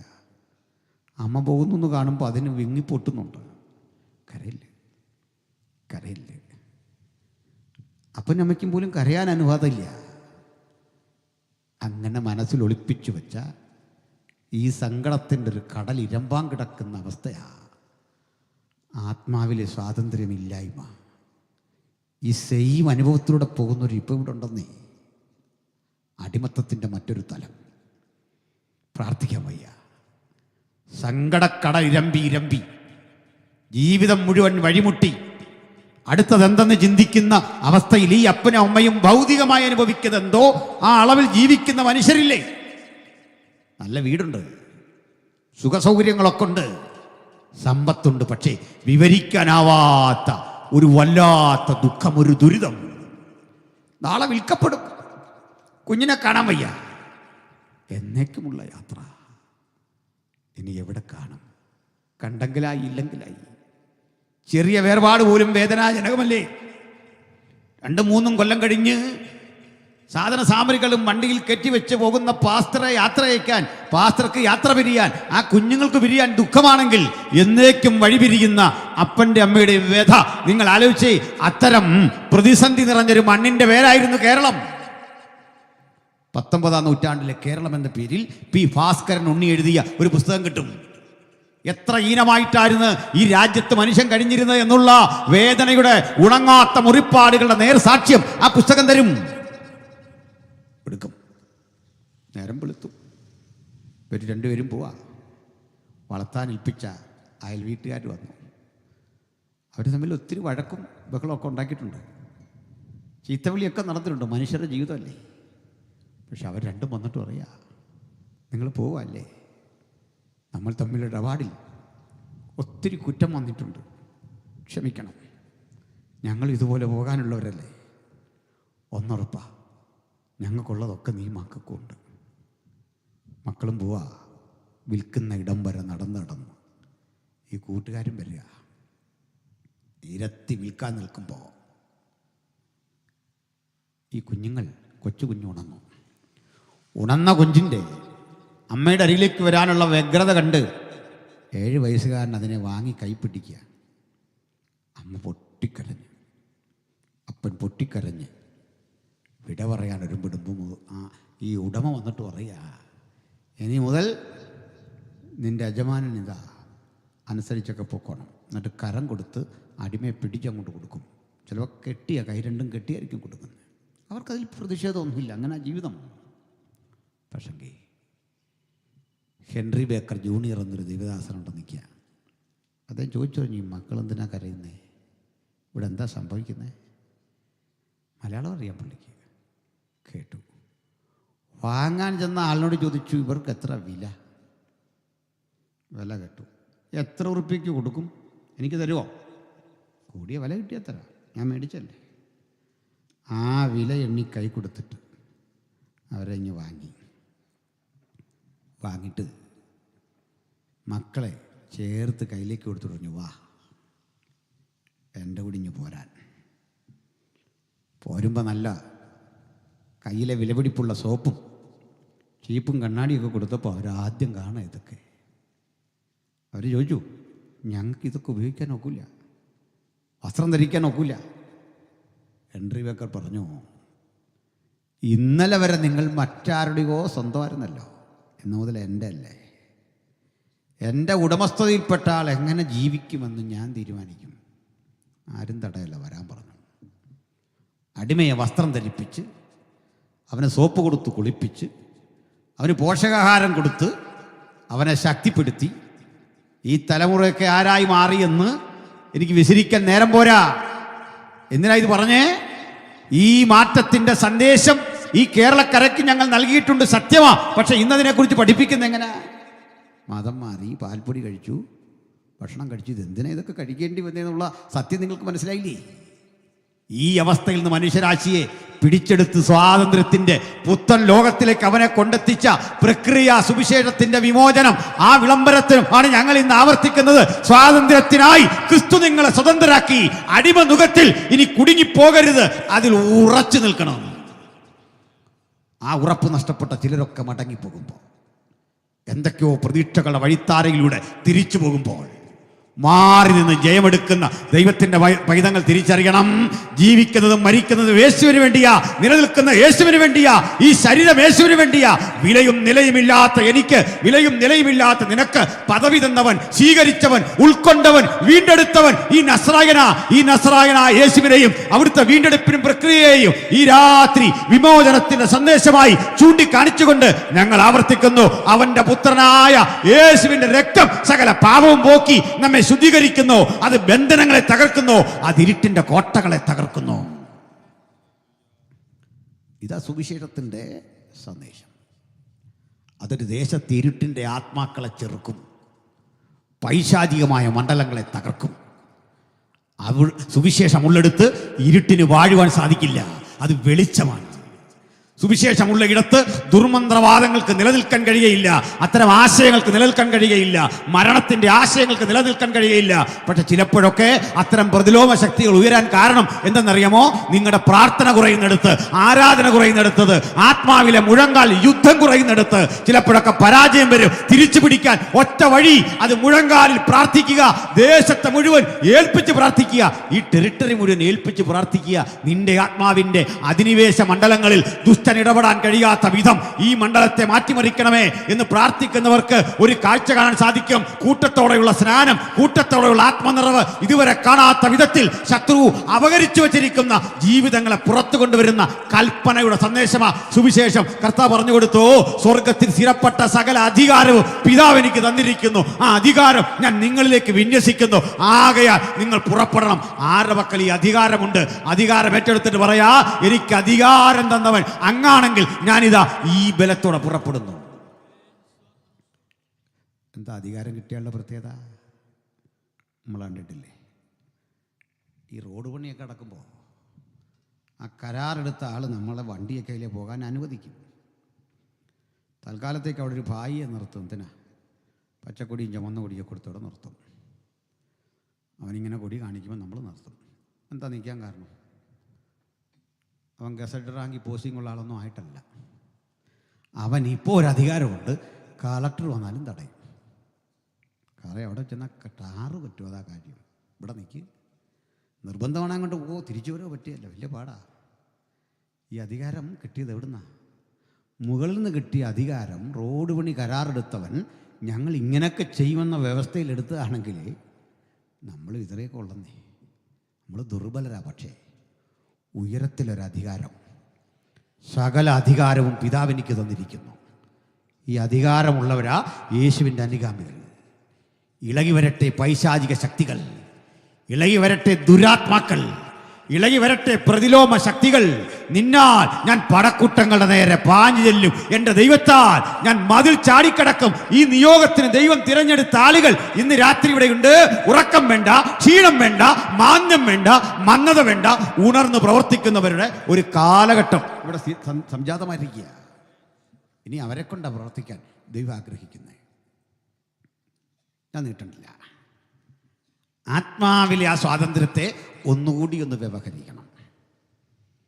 ഇന്ത്യയിൽ രേഖാമൂലമുള്ള ആദ്യത്തെ മതപരിവർത്തനം, ആ പേര് ഉപയോഗിക്കാം, നടന്നത് 1854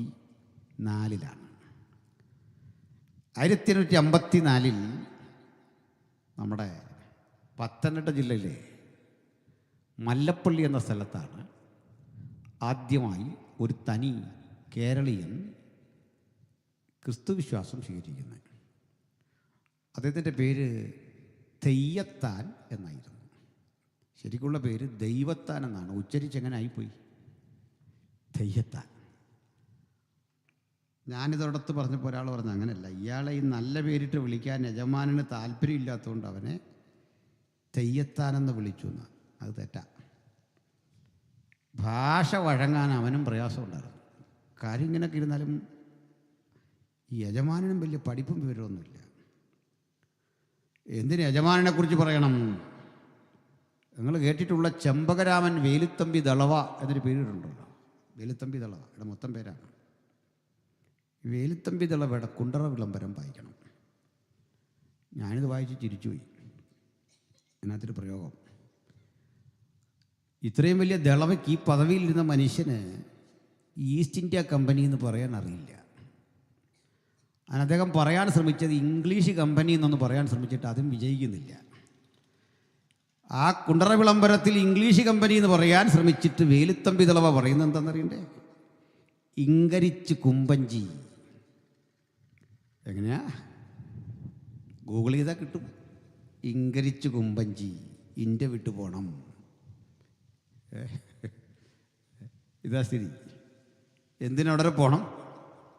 നിങ്ങളുടെ കയ്യിലിരിക്കുന്ന ആധാരം പരിശോധിച്ച് അതിലൊരു ഭാഷയാണ്. എന്തെന്നാണെന്നറിയില്ലേ? പണ്ടാരപ്പാട്ട വക സ്ഥലം വായിച്ചിട്ടുണ്ടല്ലേ? എന്ന് പറഞ്ഞാൽ പണ്ട് ഈ ഭൂമിയൊക്കെ രാജഭണ്ഡാരം വഴി വകയായിരുന്നു, ട്രഷറി. ഇത് ഈ ഭണ്ഡാരം. അപ്പോൾ അത് എഴുതി പണ്ടാരം എന്ന്, പണ്ടാരപ്പാട്ട. അത് പോട്ടെ, അന്നത്തെ മനുഷ്യൻ്റെ അവസ്ഥയൊക്കെ അതാണ്.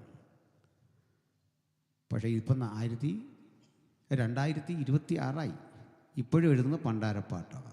എന്തിനാടാ നീയൊക്കെ ഈ IAS എടുത്ത് ഈ ജീവിക്കുന്നത്? ഇതേലും ഒന്ന് മാറ്റണ്ട്. എന്തൊരു IAS ഇത്? റവന്യൂ വകുപ്പുണ്ട്, അവിടെ കുറേ സെക്രട്ടറിമാരിപ്പുണ്ട്. മനുഷ്യന് മനസ്സിലാകാത്ത പഴയ ഭാഷയിൽ പണ്ടാരപ്പാട്ടം. നാണം വന്നെങ്കിൽ ഇതൊക്കെ ഒന്ന് മാറ്റി. അതിനല്ലേ ഈ ശമ്പളം തരുന്നത്? എന്തിനാ ഇത്രയും പറഞ്ഞെന്നറിയണ്ടേ?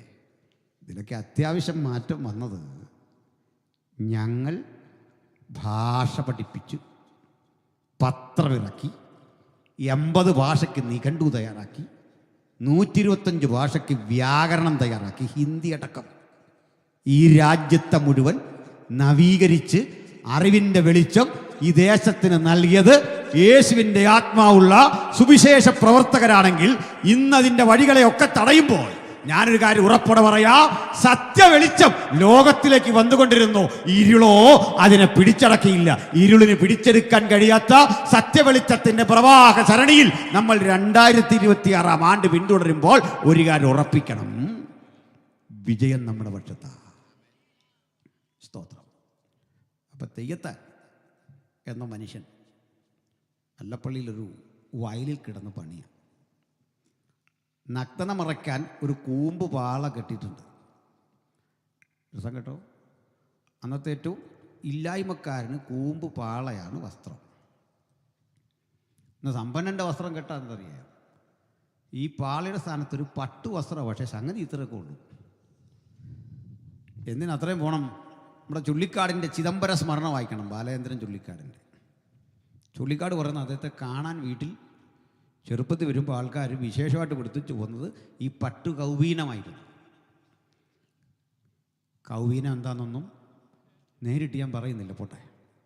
അപ്പോൾ ഉള്ളവൻ്റെ വേഷമാ പട്ടു കൗവീനം. ഇതൊക്കെ കൊടുത്താണ് ഇങ്ങനെ പോകുന്നത്. ഇന്നത്തെ മാഷുമാരെയൊക്കെ കണ്ടില്ലേ, ഷർട്ടൊന്നുമില്ല, ഇത്രയൊക്കെ ഉള്ളൂ. കൊല്ലം റാണിയെ കാണാൻ വന്ന ബ്രിട്ടീഷുകാരൻ ന്യൂ ഹാഫ്മാൻ എന്നൊരാൾ റാണിയെ കണ്ട് അത്ഭുതപ്പെട്ടു പോയി. കാരണം അര മുതൽ മുട്ടുവരെ മാത്രം ഒരു തരം തുണി, എന്നിട്ട് അലസമായി പറന്ന് കളിക്കുന്നൊരു തുണി കഴുത്തിലും പുതച്ചിട്ടുണ്ട്. ഇഷ്ടംപോലെ ആടയാഭരണങ്ങളുണ്ട്. അരഞ്ഞാണപ്പട്ട പുറത്തിട്ടിരിക്കുകയാണ്. ഇതൊക്കെ ഉണ്ടെന്നൊന്ന് കാണിക്കാനാണ്. വസ്ത്രമില്ല, വീണ്ടും വണ്ണം. തൊട്ടടുത്ത് കൊമ്പം മീശ വെച്ച പട്ടാളക്കാർ നിൽക്കുകയാണ്. ഉള്ളത് പറയണമല്ലോ, തലയിൽ നല്ലൊരു തലപ്പാവുണ്ട്. 3-4 മുഴം തുണിയുണ്ട്, 4-5 മുഴം തുണി. തുണി വേണ്ടെടുത്ത് കഷ്ടിച്ച് 2 ഇഞ്ച് കൗവീനം. പട്ടാളക്കാരൻ്റെ വേഷമായിരുന്നു പണ്ട്. എങ്ങനെയുണ്ട്? സ്ഥിതി മനസ്സിലായോ? ഇതായിരുന്നു നമ്മുടെ നാട്. അധികം മുമ്പില്ലാത്ത നമ്മുടെ നാടിതാ. ഇന്നിങ്ങനെ നിന്നുപോയാൽ അവൻ നേരെ അകത്തു പോകും. നിൽക്കാനുള്ള സ്വാതന്ത്ര്യം ഒന്നുമില്ല. അതാ രാജ്യ നിയമം. അപ്പോൾ ഈ മനുഷ്യൻ ഇങ്ങനെ വലിക്കിടന്ന് പണിയാണ്. ഹോക്സ്വർത്ത് എന്ന് പറയുന്ന മിഷണറി ഇതെല്ലാം ഇങ്ങനെ നോക്കി കരക്കി നിൽക്കുക സായിപ്പ്. അപ്പോൾ ഇത് ഈസ്റ്റ് ഇന്ത്യ കമ്പനിയുടെ ജോലിക്കാരല്ല കേട്ടോ, മിഷണറിമാർ വേറെ വന്ന. കൊള്ളയടിക്കാൻ വന്ന മിഷണറിമാരെയും കൊള്ളയടിക്കാൻ വന്ന ഈസ്റ്റ് ഇന്ത്യ കമ്പനിയെയും സുവിശേഷം പറയാൻ വന്ന മിഷണറിമാരെയും നിങ്ങൾ ഒന്നിച്ചു കൂട്ടണ്ട.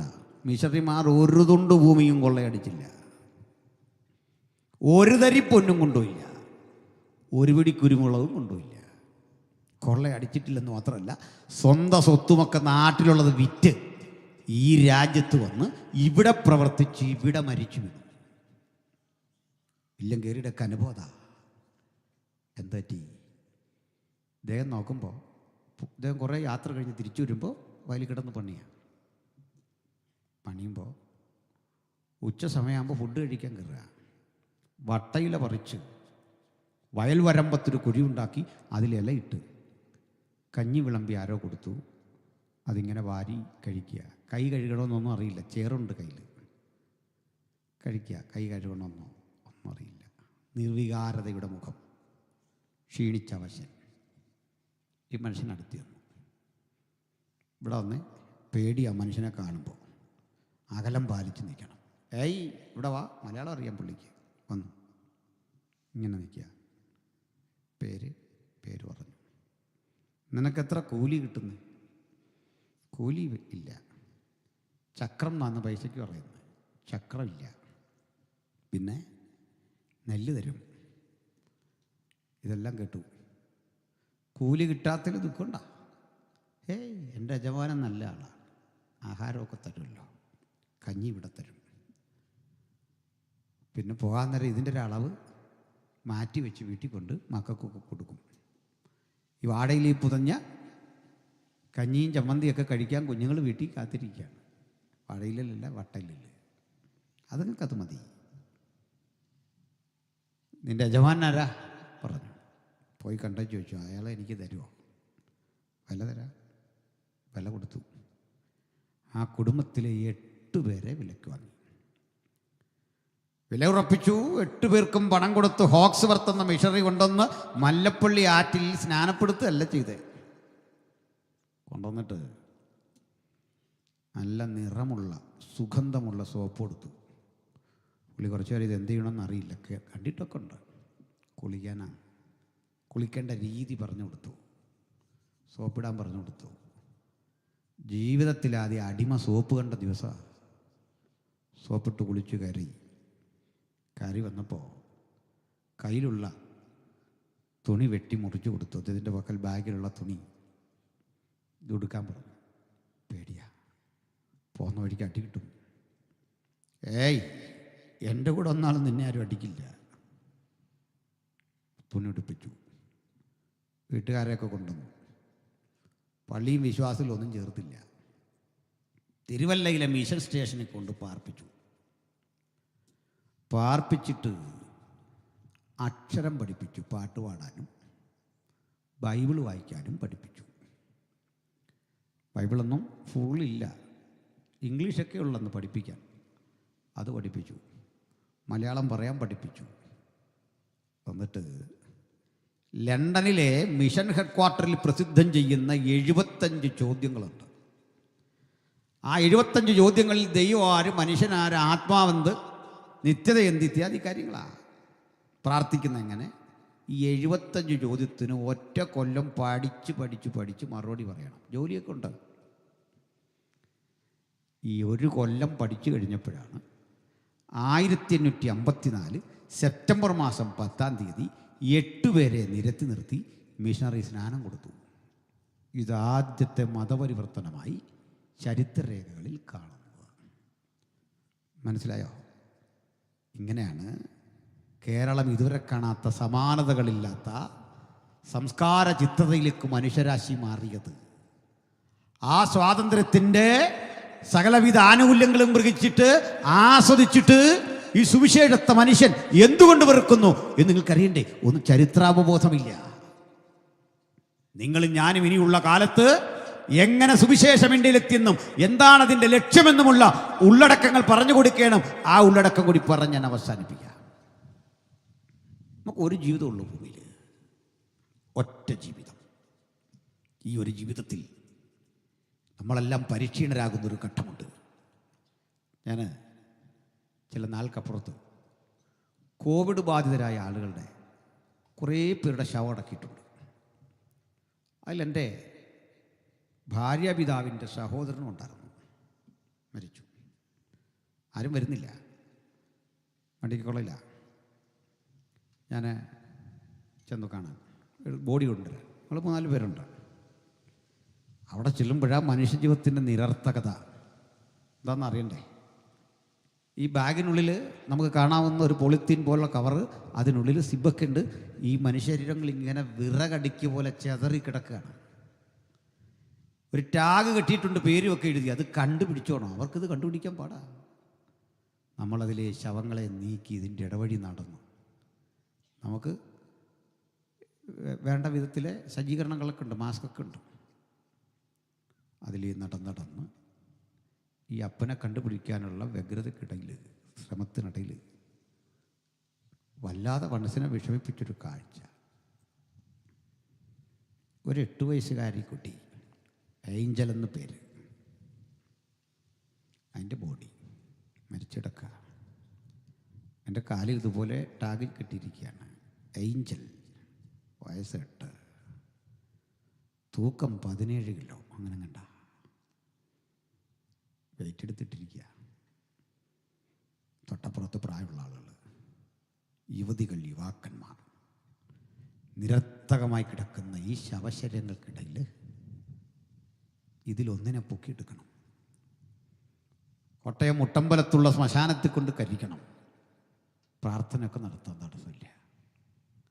ഫോറൻസിക്കിൻ്റെ ആ ഡിപ്പാർട്ട്മെൻറ്റിലേക്ക് കയറുമ്പോൾ അവിടെ എഴുതി വച്ചിരിക്കുകയാണ്, മരിച്ചവർ ജീവിച്ചിരിക്കുന്നവരെ പഠിപ്പിക്കുന്നു. മരിച്ചവൻ്റെ ഒരു ഗുരു, അവൻ പഠിപ്പിക്കുക. എന്താ പഠിപ്പിക്കുന്നത്? ഒരു ദിവസം നിനക്കും ഇതുപോലെ ഇവിടെ വരണം. ഒരു ദിവസം സകല ഭൂവാസികളുടെയും വഴി. മനുഷ്യൻ ആരായാൻ ശ്രമിച്ച ജീവിതത്തിലെ ഉദ്വേഗജനകമായ ഏറ്റവും വലിയ ചോദ്യം എന്താണ് ഈ മരണം? ഭയത്തിൻ്റെ അടിമത്തത്തിൽ തന്നെ ആര് മാറ്റും? മരണഭയത്തിൽ നിന്ന് ആരെന്നെ രക്ഷിക്കും? ഈ ചോദ്യം മനുഷ്യരാശി യുഗങ്ങളായി ചോദിച്ചുകൊണ്ടിരിക്കുന്ന ചോദ്യമാണ്. മരണം മാറ്റാൻ കെൽപ്പുള്ള ഒരൗഷധവും ലോകം കണ്ടുപിടിച്ചില്ല. മരണം മാറ്റാൻ അങ്ങനെ ഒരു ഔഷധം കണ്ടുപിടിക്കാത്തത് തെറ്റുമല്ല.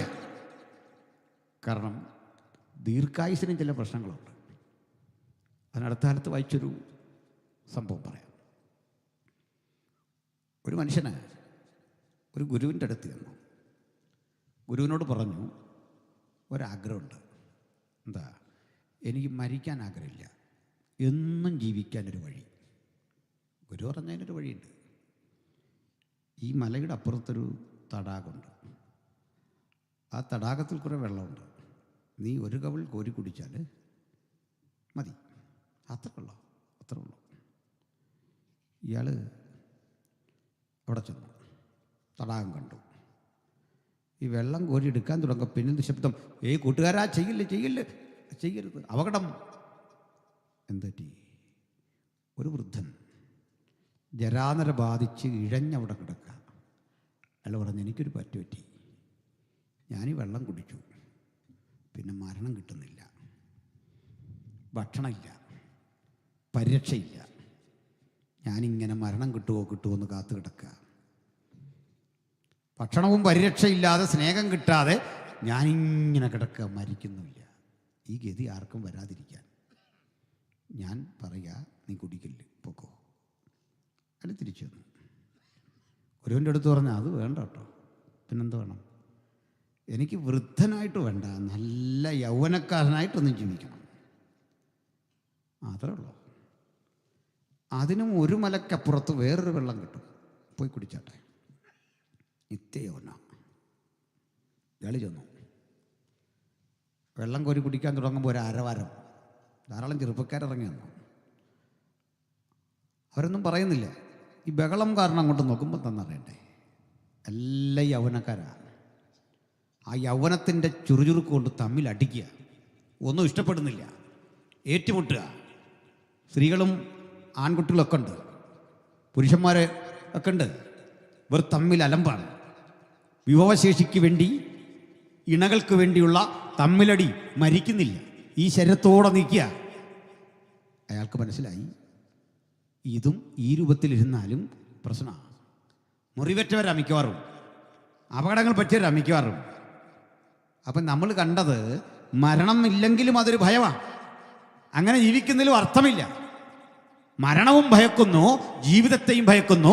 അതുകൊണ്ട് ആ ചില അന്യതാബോധം വന്ന, അല്ലെങ്കിൽ ചില പ്രായമുള്ള മനുഷ്യർ പറയുക, എനിക്കൊന്നും മരിക്കണം, പ്രാർത്ഥിക്കുക. ചെറുപ്പക്കാർ പറയുക, എനിക്ക് ജീവിക്കണം. ഇങ്ങനെയാണെങ്കിൽ ആർക്ക് ജീവിക്കണം? കുട്ടികളെ കണ്ടോ, കൊച്ചു കുട്ടികൾ ആത്മഹത്യ ചെയ്യുന്നു.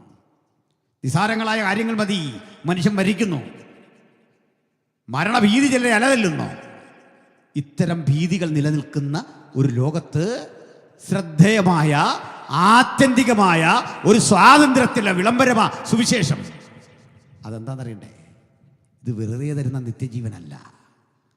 ഒരിക്കലും മുഷിയാതെ, ഒരിക്കലും നമുക്ക് ജീവിത നിരാശകൾ വരാതെ, കണ്ണീരില്ലാതെ, വേദനയില്ലാതെ തൻ്റെ പുത്രനോടൊപ്പം യുഗായുഗങ്ങൾ നിത്യതയിൽ വസിക്കുന്ന മനോഹാരിത ലോകം സൃഷ്ടിച്ചിട്ട് ആ ലോകം നിനക്ക് സ്വായത്തമാക്കാമെന്ന വിളംബരത്തോടെ സ്വർഗീയ മഹിമകൾ വെടിഞ്ഞ് താണലോകത്തിലേക്ക് ഈ പുത്രൻ വന്നിട്ട് മരണത്തിന് കാരണക്കാരനായ സാത്താന്റെ മീതെ ജയമെടുക്കാൻ, മരണത്തിന് മരണം വിധി എഴുതാൻ ക്രൂശിനെ ഏറ്റെടുത്തുകൊണ്ട് ഇവിടെ വന്ന് പ്രായച്ചിത്ത ബലിയായി തൻ്റെ രക്തത്താൽ നമുക്ക് പിതാവിനോട് നിരപ്പ് കൽപ്പിച്ച് ആ പിതൃസന്നിധിയിൽ നമ്മളെ ചേർക്കാനുള്ള ആ പ്രക്രിയയാണ് സുവിശേഷത്തിന്റെ വാഗ്ദത്തം.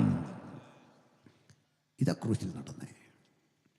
ആ ക്രൂശിൽ നമുക്ക് സ്വാതന്ത്ര്യമുള്ളതായതെങ്ങനെ? അത് പറയാം. പ്രിയരെ, ചിലർക്കൊക്കെ ക്രിസ്തീയ ജീവിതത്തിൻ്റെ ഒരു താളവും അതിൽ കിട്ടുന്ന മറ്റു ചില സംതൃപ്തികളുണ്ട്. അതൊക്കെ വലിയ ഇഷ്ടമാണ്. പാട്ടും പ്രാർത്ഥനയൊക്കെ നല്ലതാണ് കേട്ടോ. കുട്ടികളുടെ പാട്ടൊക്കെ നന്നായി എന്ന് ഞാൻ പറഞ്ഞല്ലോ. ഞാൻ പാട്ട് ആസ്വദിക്കാൻ അവിടെ നിന്ന് കുറച്ച് നേരം. ചില പാട്ട് സഹിക്കാൻ വലിയ പാട്ടിനേക്കാൾ പാടാണ് ഈ പാട്ടുകാരുടെ കൂടെ ഒരുത്തൻ വന്നിട്ട് ഒരു അരപ്രസംഗം പ്രസംഗിക്കുന്നില്ലല്ലോ, പ്രസംഗമല്ല, ഈ കമൻ്ററി. ഇവിടെ ആത്മശക്തി വ്യാപിക്കുകയാണ്, ദൈവം ചിലരെ തൊട്ടുകൊണ്ടിരിക്കുകയാണ്, ചില ദൈവപ്രവൃത്തി ഇവിടെ നടന്നുകൊണ്ടിരിക്കുന്നു, ചിലരെ തൊടുന്നു. ഇതന്നെയല്ലേ വള്ളംകളിക്കാരൻ അവിടെ പറയുന്നത്. പായ്പാട് ചുണ്ടൻ ഇഞ്ചോടിഞ്ച് വ്യത്യാസത്തിൽ ദേവറസിനെ പിന്തള്ളി മുന്നോട്ട് പോക്കും. ഈ കമൻ്ററി നിർത്ത്. ഒരു വള്ളപ്പാട് ദൂരം പൊക്കൊണ്ടിരിക്കുകയാണ്. അതിനെന്ത് കുഴപ്പം? നമ്മളിൻ്റെ ഭാഗമാകണ്ടേ? മനസ്സിലാവുന്നോ?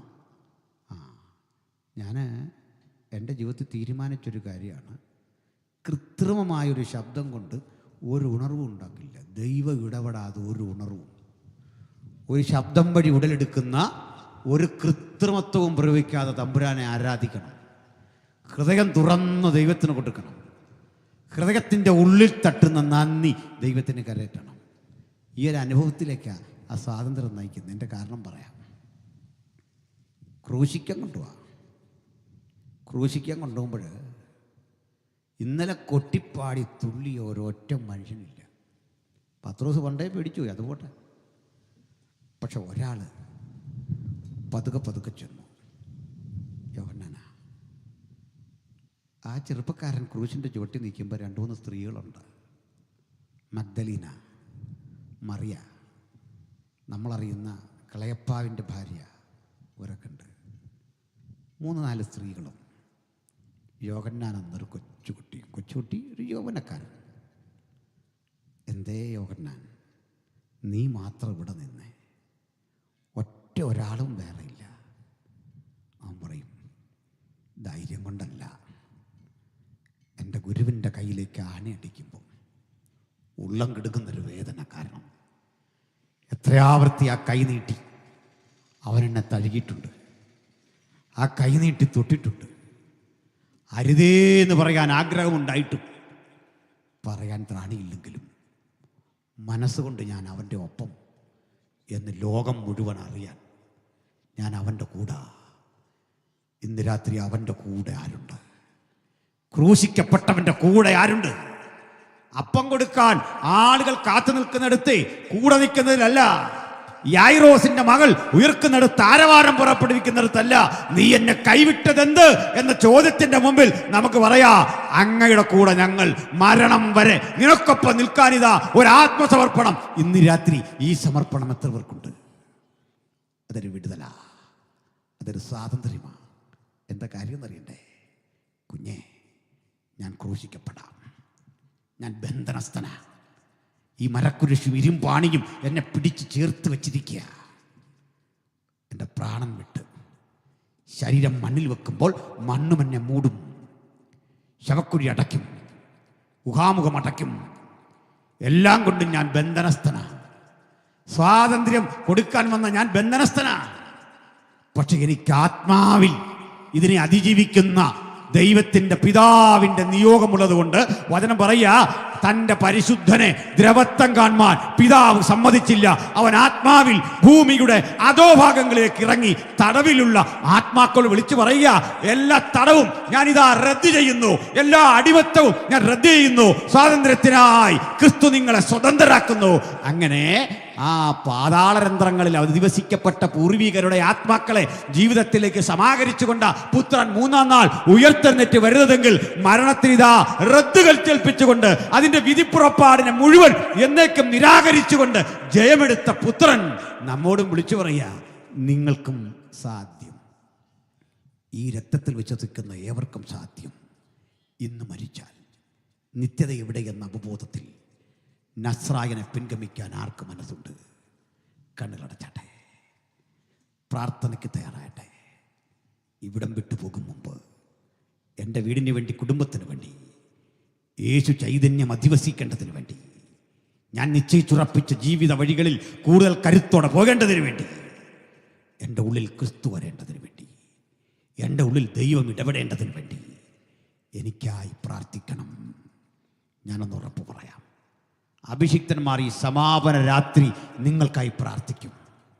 ശാന്തഗംഭീരമായി നിങ്ങൾ കേട്ട പ്രസംഗവും പാട്ടുമൊക്കെ ഇന്ന് നിങ്ങളെ മുഴുവൻ മാറ്റിമറിക്കുന്ന രാത്രിയാണ്. സകല അധികാരവും നൽകപ്പെട്ട ദൈവസാന്നിധ്യം നിങ്ങളുടെ സ്ഥിതിയെ മുഴുവൻ മാറ്റി, മക്കളുടെ സ്ഥിതിയെ മാറ്റി, കുടുംബത്തിന്റെ സ്ഥിതിയെ മാറ്റി, അടുത്തു മകളെയും വചനം കെട്ടവരുടെ കുടുംബ ബന്ധങ്ങളിലെ തകർച്ചകളെ മാറ്റി, മദ്യാസക്തിയുടെ തകർച്ചകളെ മാറ്റി, ആ അടിമത്തത്തെ മുഴുവൻ മാറ്റി നിങ്ങൾക്ക് സ്വാതന്ത്ര്യം തരുന്ന ഒരു പുത്തൻ അനുഭവം ആർക്ക് വേണം? എനിക്കറിവിടെ ഇരിക്കുന്ന ഭൂരിപക്ഷം ആളുകളും ആ സ്വാതന്ത്ര്യം കരഗതമാക്കി വരാ. ഒരാളെങ്കിലും അത് കൂടാതുണ്ടെങ്കിൽ ഞങ്ങൾ നിങ്ങൾക്ക് വേണ്ടി പ്രാർത്ഥിക്കാൻ പോകുക. രണ്ടാമതായി, ഞാൻ ഈ സ്വാതന്ത്ര്യം അനുഭവിക്കുന്നു. ഞാൻ കണ്ടെത്തിയ സ്വാതന്ത്ര്യത്തിന് സാക്ഷ്യപത്രമായി എനിക്ക് പരമാവധി എൻ്റെ യേശുവിനെ കുറിച്ച് പറയണം. ആർക്കാഗ്രഹമുണ്ട്? മൂന്നാമതായി, എൻ്റെ ഉള്ളിൽ എവിടെയോ നീറുന്ന നൊമ്പരങ്ങളുടെ ഒരു കടലുണ്ട്. എനിക്കൊന്ന് റിലാക്സ് ചെയ്യണം. ഭാരം എൻ്റെ മനസ്സിനെ അധിവസിക്കുന്നു. എനിക്കൊന്ന് റിലാക്സ് ചെയ്യണം. വലിയ വ്യസനങ്ങളുടെ പെയ്യാതിരിക്കുന്ന ഒരു മഴ പോലെ ഹൃദയത്തെ വല്ലാതെ വേദനിപ്പിക്കുന്ന 100,000 അനുഭവങ്ങളിൽ കഴിയുന്ന ചിലരെങ്കിലും ഇന്ന് രാത്രിയുണ്ട്. ഞാൻ ആത്മാവിൽ പറയുന്നു, അതിനെ മുഴുവൻ അഴിച്ചു മാറ്റുന്ന ഒരു ദൈവ സാന്നിധ്യം. ആർക്കാഗ്രഹമുണ്ട്? എനിക്കായിട്ടൊന്ന് പ്രാർത്ഥിക്കണം. എനിക്കൊരു വിടുതൽ വേണം, എനിക്കൊരു സൗഖ്യം വേണം, എനിക്ക് അതിജീവിക്കണം, എനിക്ക് യേശുവിൻ്റെ പാതയാൽ അനുഗമിക്കണം, എനിക്ക് യേശുവിനോട് ചേരണം, അവിടുത്തെ കൽപ്പനകൾ പാലിക്കണം, സ്നാനമേൽക്കണം, ദൈവ പൈതലാകണം.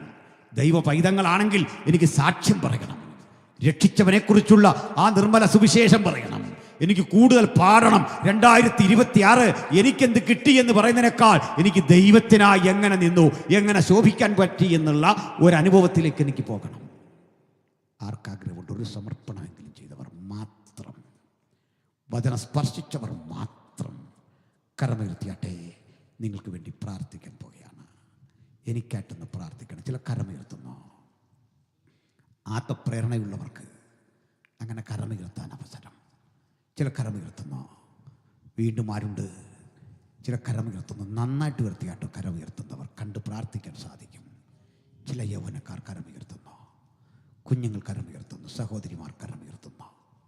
കരങ്ങളെ താഴ്ത്തിട. ഞങ്ങളുടെ ദൃഷ്ടിയിൽപ്പെടാതെ വീടുകളിൽ അധിവസിക്കുന്നവരുണ്ട്.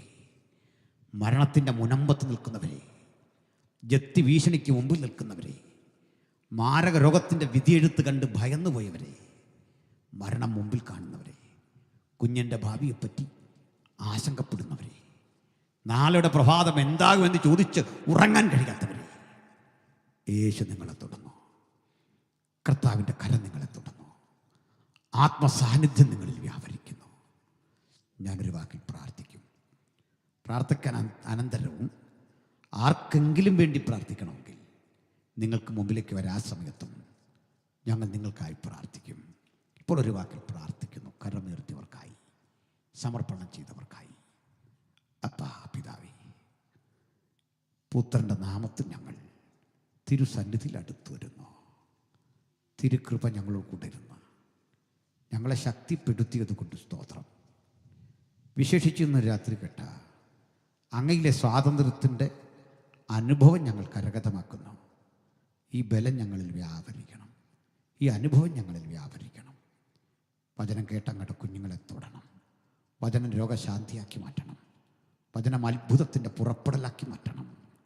കേട്ട വചന നിമിത്തം ഞങ്ങൾ ഈ ഗ്രാമത്തെ അനുഗ്രഹിക്കുന്നു, ഈ അന്തരീക്ഷത്തെ അനുഗ്രഹിക്കുന്നു. ജാതിമത ഭേദമന്യേ ഞങ്ങൾ അയച്ച വചനം ആ ഹൃദയങ്ങളിൽ പ്രക്രിയ ചെയ്യട്ടെ. കഴിഞ്ഞ 3 രാത്രികൾ കേട്ട വചനം ഈ ദേശത്തെ ശുദ്ധീകരിക്കട്ടെ. ആത്മാക്കൾ വിടുവിക്കപ്പെടട്ടെ. വചനത്തിനും മാനസാന്തരത്തിനും അതിൻ്റെ പ്രവൃത്തിക്കും വിഘാതം നിൽക്കുന്ന ഇരുട്ടിൻ്റെ ശക്തികൾ മുഴുവൻ നിഷ്പ്രഭമാകുവാൻ യേശുവിൻ നാമത്തിൽ ഞങ്ങൾ ജയം കൽപ്പിച്ച് പ്രാർത്ഥിക്കുന്നു.